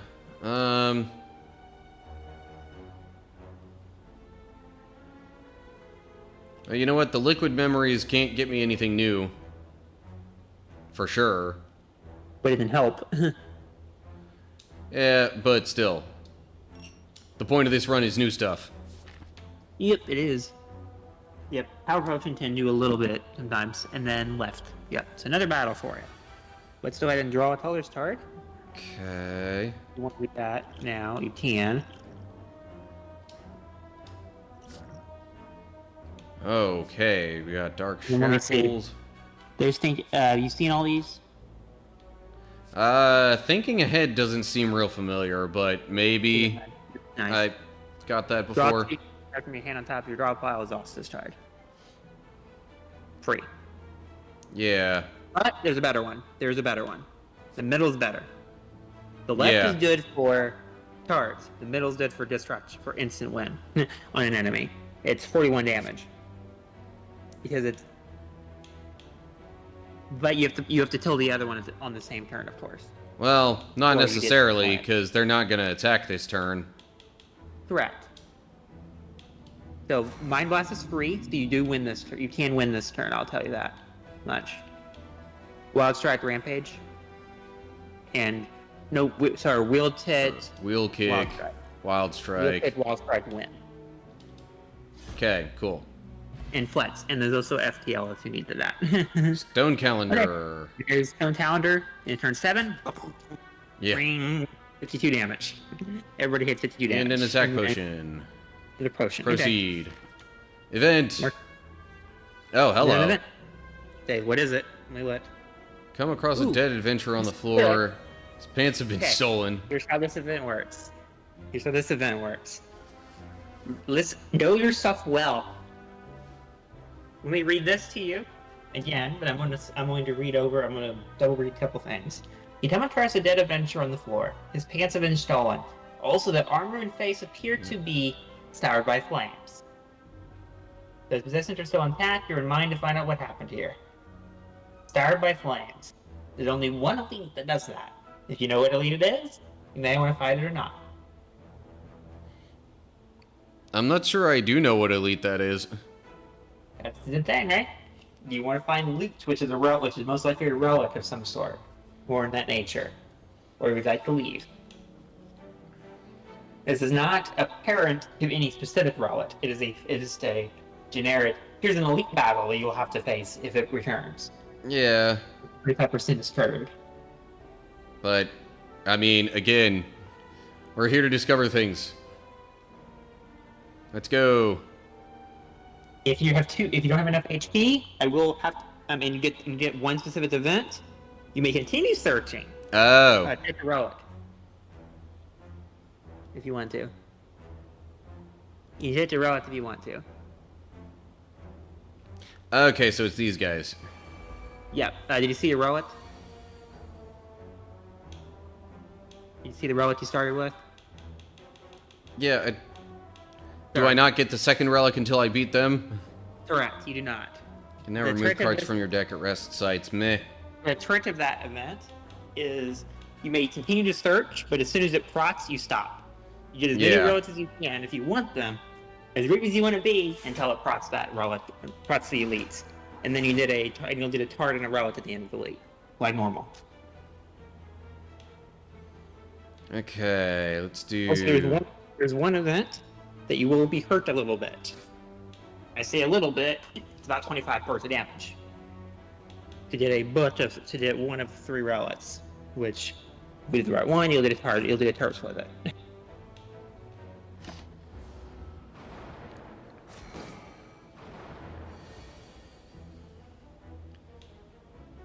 Okay, once again, auto shields to start things off.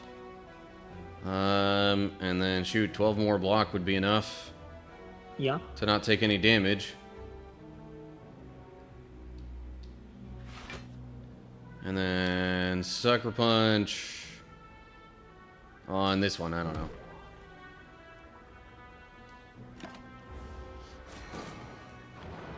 Suppose maybe I should use one of my potions, huh? Yeah, or both, because there's 2 potions that will give you some cards we can look at.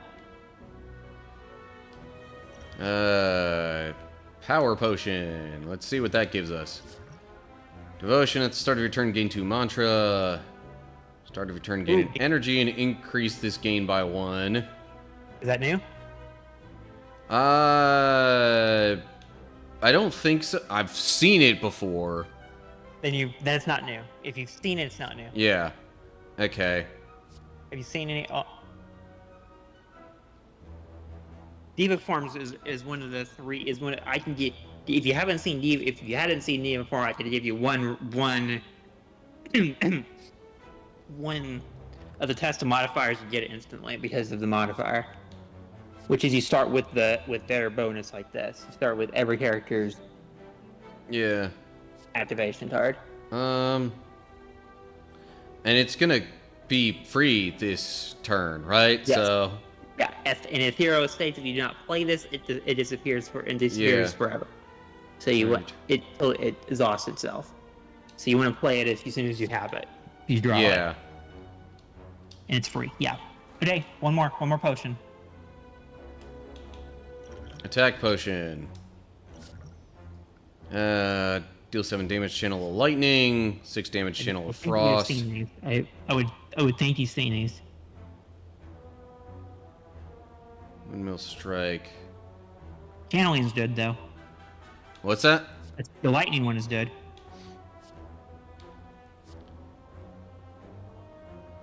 Yeah, I So guess. sit there and it'll keep zapping them. They'll take 18 damage until you discharge it. No, it's alright. No, not that one. Sorry, which one is? Oh, yeah. I'm thinking. One Wait. orb is. Yeah.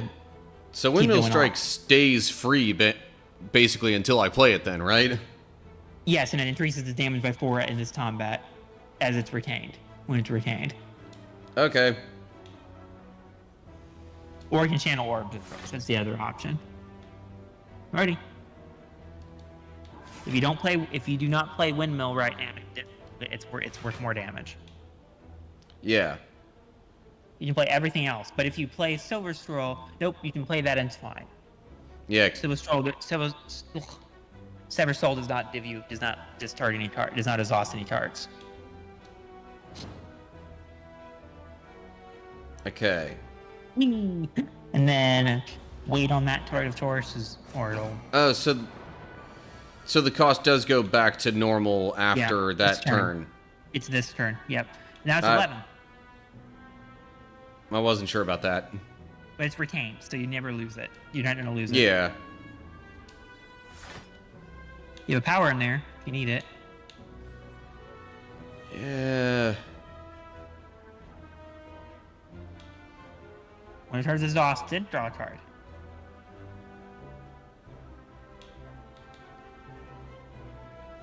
And then I guess I'd be able to play Sever Soul and then draw another card from Exhausting Disarm, maybe, or something Yep, like that's what would that. happen. That's what would happen if that's what you wanted. But then you would be out of turn, but then your turn would probably end Or I could play disarm. and exhaust it that way. Yeah. And it by itself will turn it exhaust. And whoosh, there's a turret. How about that one? What? How about that one? Yeah, center bench. So yeah, one of 2 turrets. You can play one of 2. Full damage wound or 1 damage and then weaken. Yeah. Weaken. And yes, I realize I could have gotten rid of the middle one.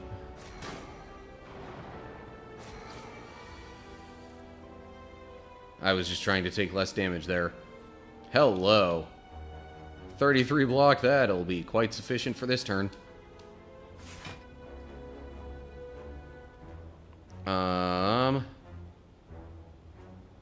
see reality would give you a safety. Yeah. Which gets retained. Okay. Wild Strike. Get rid of this middle one.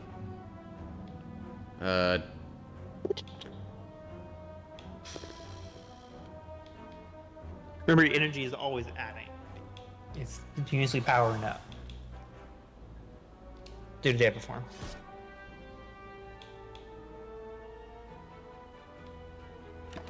And also charge twice. You can set up if you want to, but it won't much. It won't do much. There's doom and gloom. There's some stuff. It's 19 damage. Ooh, this deals 10 damage to both enemies. Yeah. And it channels the dark, which is waiting for explosion. Well, I can win this right now. Bam. Yes. Gold. Add a card. Hello. Streamline. Deal 20 damage and reduce the cost by 1 this combat. Genesis, Heal streamline, hook. and Deal 8 damage if the enemy has weak. Gain an And energy draw. and draw a card. I have a few things that apply weakness. Yep, and it gives you 3 of them. So Yeah. Lose 2 HP, deal 20 damage. I guess I'll go with Heal Hook.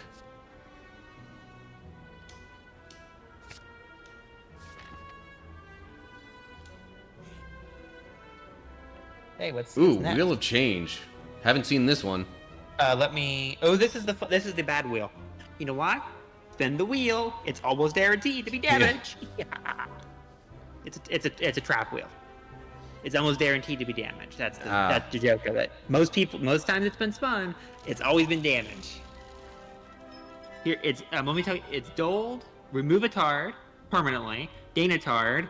So remove a tard, remove a tard permanently. Oh, doled. It's doled, remove a tard permanently. Chest damage, HP, and then there's another one. But most times it's always said, you did damage. You think you've won. It's the Shiv, which is that you think you won. There's Tote. Remove one of 51 tards. Or you can rest or Smith. Yeah. So the enemy coming up, is that the slime boss? I think that's the slime boss. It is. I kind of want a smith, actually. Okay. Of course, I could look at upgrades first to see how badly I want a smith. You can flip Smith, then return. Could just upgrade... Could just upgrade another setup card. Or a Dark Embrace to make that cost less.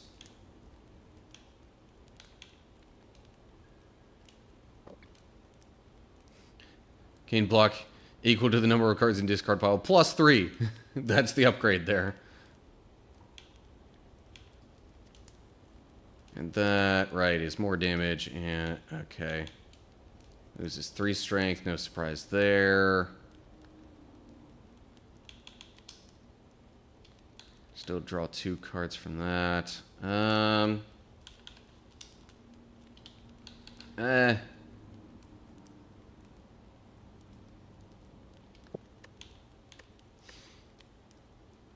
Smith.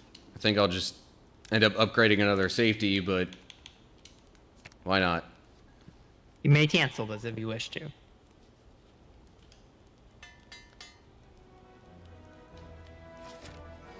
Ready? Okay. I'm gonna finish up this act, and then that'll be the end of the stream. FTL is do me first. Yep. Auto shield's next, probably. Auto shield is a do me first. Yep, unless you don't want the shield, which you don't want it. Which, I mean, he's not gonna play it or do not, anything. it's not really a big deal. It's wheel kick. And then I don't want to exhaust all those. That's quite a few cards I'd be exhausting for like no benefit. So doom and gloom. And he flipped. I mean, sure. Alrighty. Doop doop doop. Here you go. Bit attack coming now. He's preparing for a bit attack.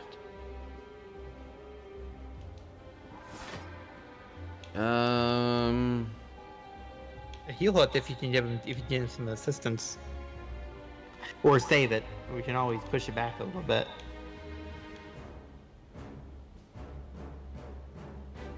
You can always set it up so it's not yet. Yeah. Okay.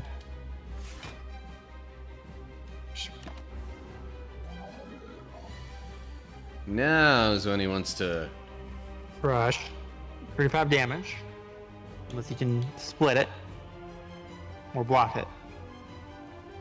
Well, auto shields and stack would give me There is another way. 29. Doom and Gloom is a starter, is a good whack. 28 damage from that card alone. You may be able to split. I don't know. 28 from what? Firstly, Doom and Gloom. That doesn't assist you, nor it doesn't worsen your chances of doing auto shield and stat. It just is a 28 damage. Yeah. It just says 28 damage.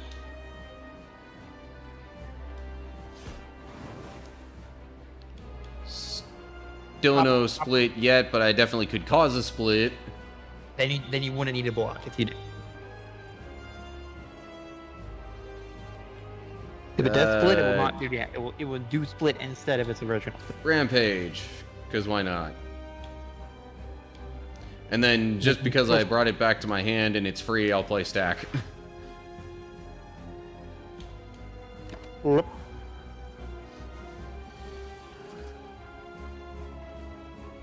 Okay.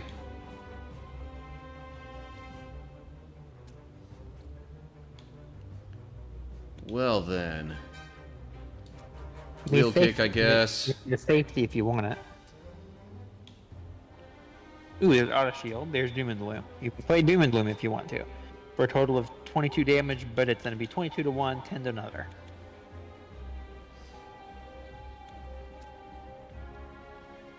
Which may or may not cause splitting.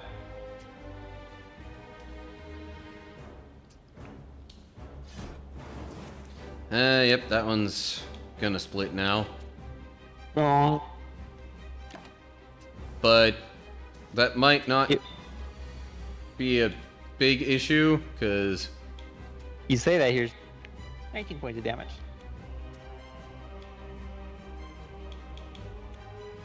I mean, I could just play stack and block all that.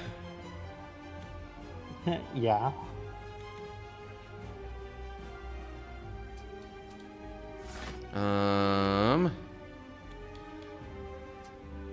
And I think I might actually want to set up wheel kick so I can play it for free next turn.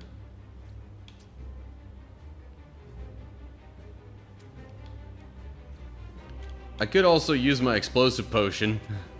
You don't need to necessarily. That's free to save if you want it for next act.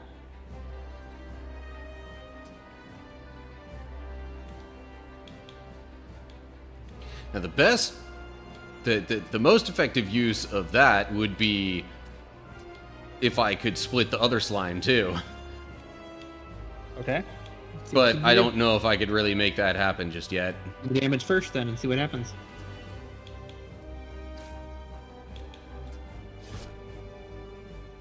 Boop. Boop. You can Nope. you will split if you do 10 damage. Don't. Okay. If you do 10 damage to the spot on the right, it will split. Will Tit is radiant. Wheel free. kick. Okay. And then There's Sever Soul. prostrate for the mantra. If only I had another energy. Well, they're all attacks now anyway. No, they're not. Not the power. So Sever Soul will just Aside from Dark Embrace, if I had 4 energy, my thought would have been, you know, oh, Dark Embrace, and then I play Sever Soul, and whatever gets exhausted, I draw a card, but, meh. I have a fun move. I have a fun move here. Sucker Punch, Kill Hook. Yeah. I guess might as well do it on the one that's gonna split. Or on the ones you want to split. No. You have those two if you want to do that, but you also would have and then you would have another Sucker Punch as well with it. Do it. And then if you want to continue to whack him a couple more times, you can. You can do more damage if you want. Yeah. Do that. And then, I don't know, disarm one of these other slimes up here.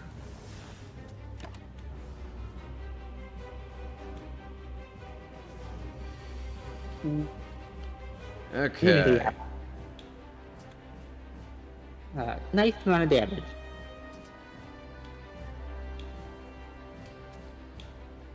Explosive potion. Kaboom.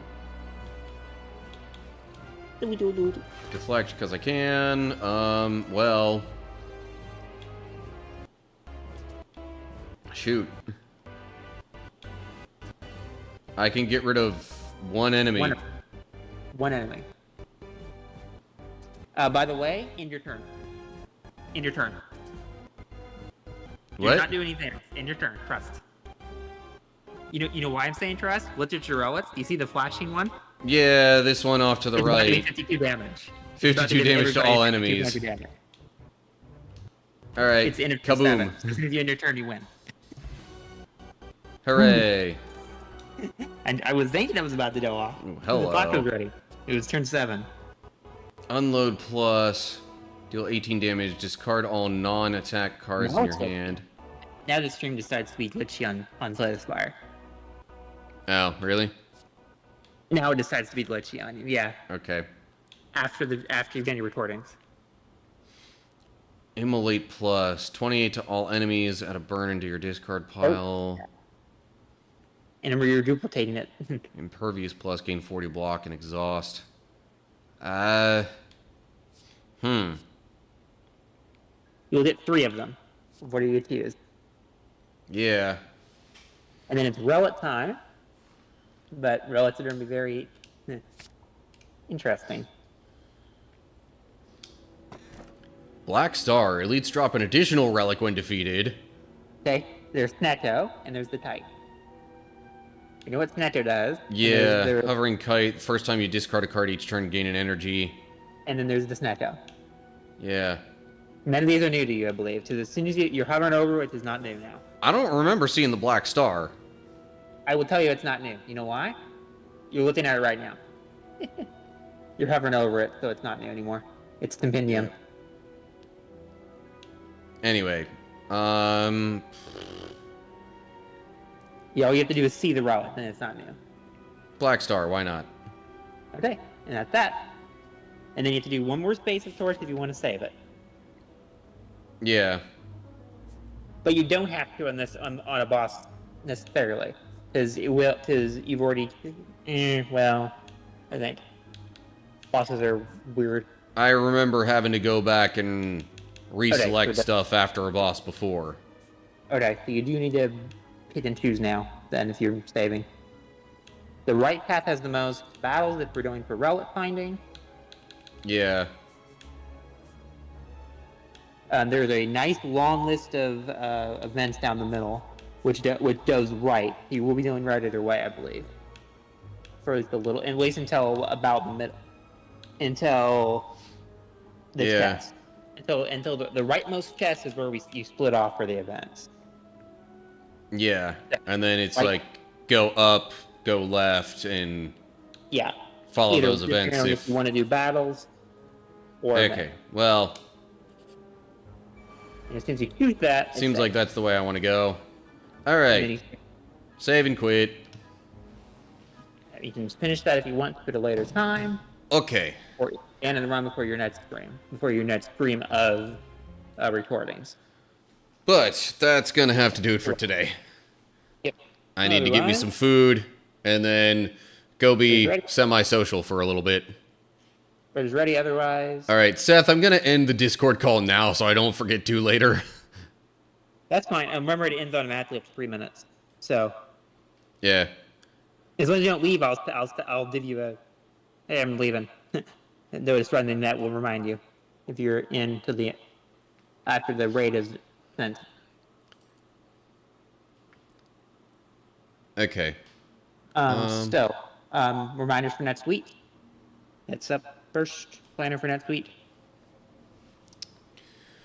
Yeah, so next week, I guess next Thursday I'm going to maybe see what else I could do about the Kingdom Hearts 0.2 objectives. Yep, that's the idea.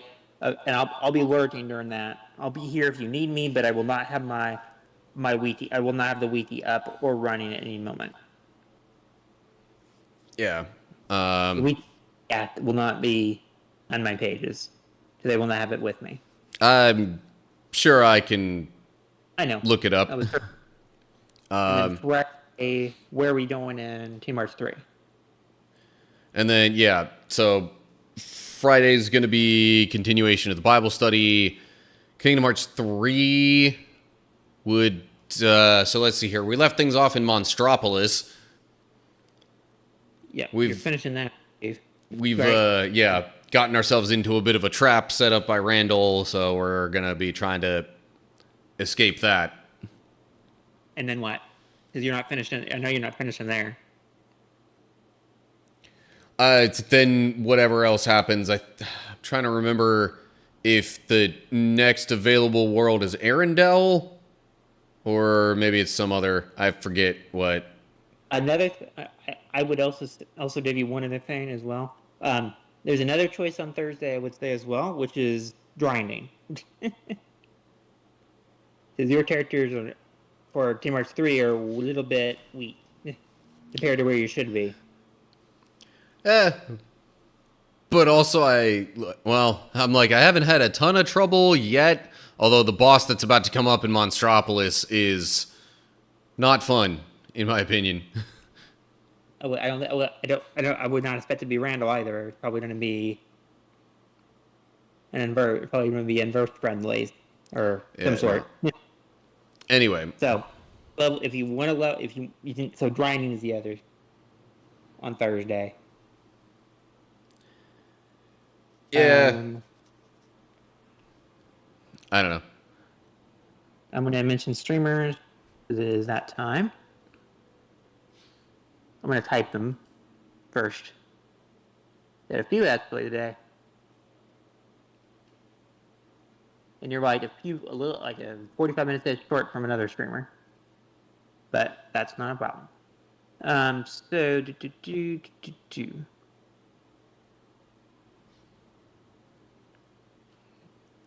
I'm looking at what all, or should I say who all I follow that's currently live.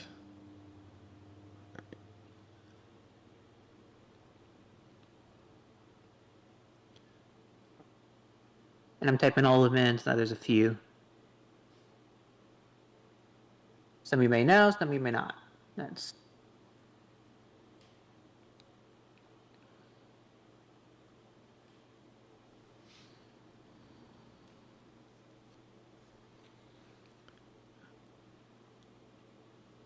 Okay. I'm familiar with... There they are. 6. I'm definitely familiar with 3 of those. Nope. There's 6 names. Okay, 4. I'm following 4 of them.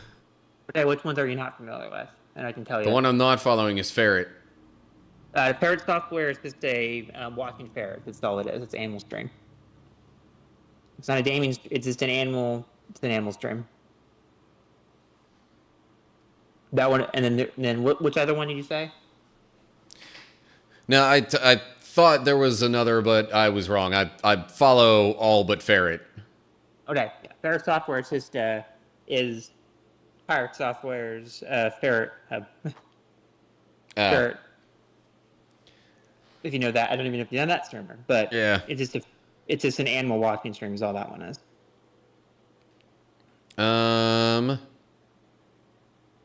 Okay. If you want to know what they're doing, unless you see them on your list, Repo, Destiny. Yeah, I'm 2, like, I can see the others. And then Fortnite, and then Is All Puzzles and Word Games.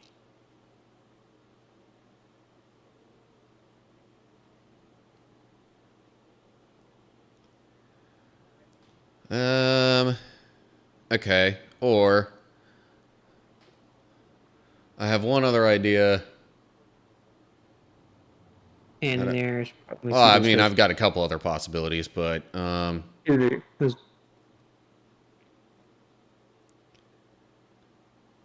think we might hop in on one of my. This one.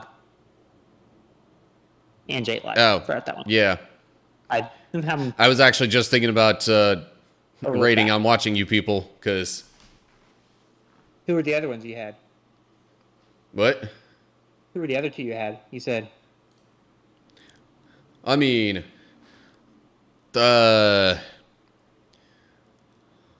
also following someone called Book of Gaming, who's live right now. I feel like didn't follow that one. I should have. As What's the always, other one? Min is playing Battlefield 6. Let's see here. Tortoise Gaming, Didn't follow that one. been up for a little while. But anyway, I was thinking of rating on watching you people, so we'll go with that. Okay. That's fine. Come as in. Okay. If you want to, otherwise you can, because I haven't followed them. So. All right. Raid has been somewhat initiated. So, thanks for watching, everybody. Hope you enjoyed the stream. If you've heard the plan for next week, feel free to hop in on either of those. And yeah, that's all I got. I guess you can, if you're watching this on Twitch, feel free to look up the YouTube channel and watch some videos there in between. Or if you're already there on YouTube, you can just stay on the same channel and find the videos. Anyway, so whatever ends up happening, I hope you're all doing well. And until the next time I see y'all, stay cool, everybody.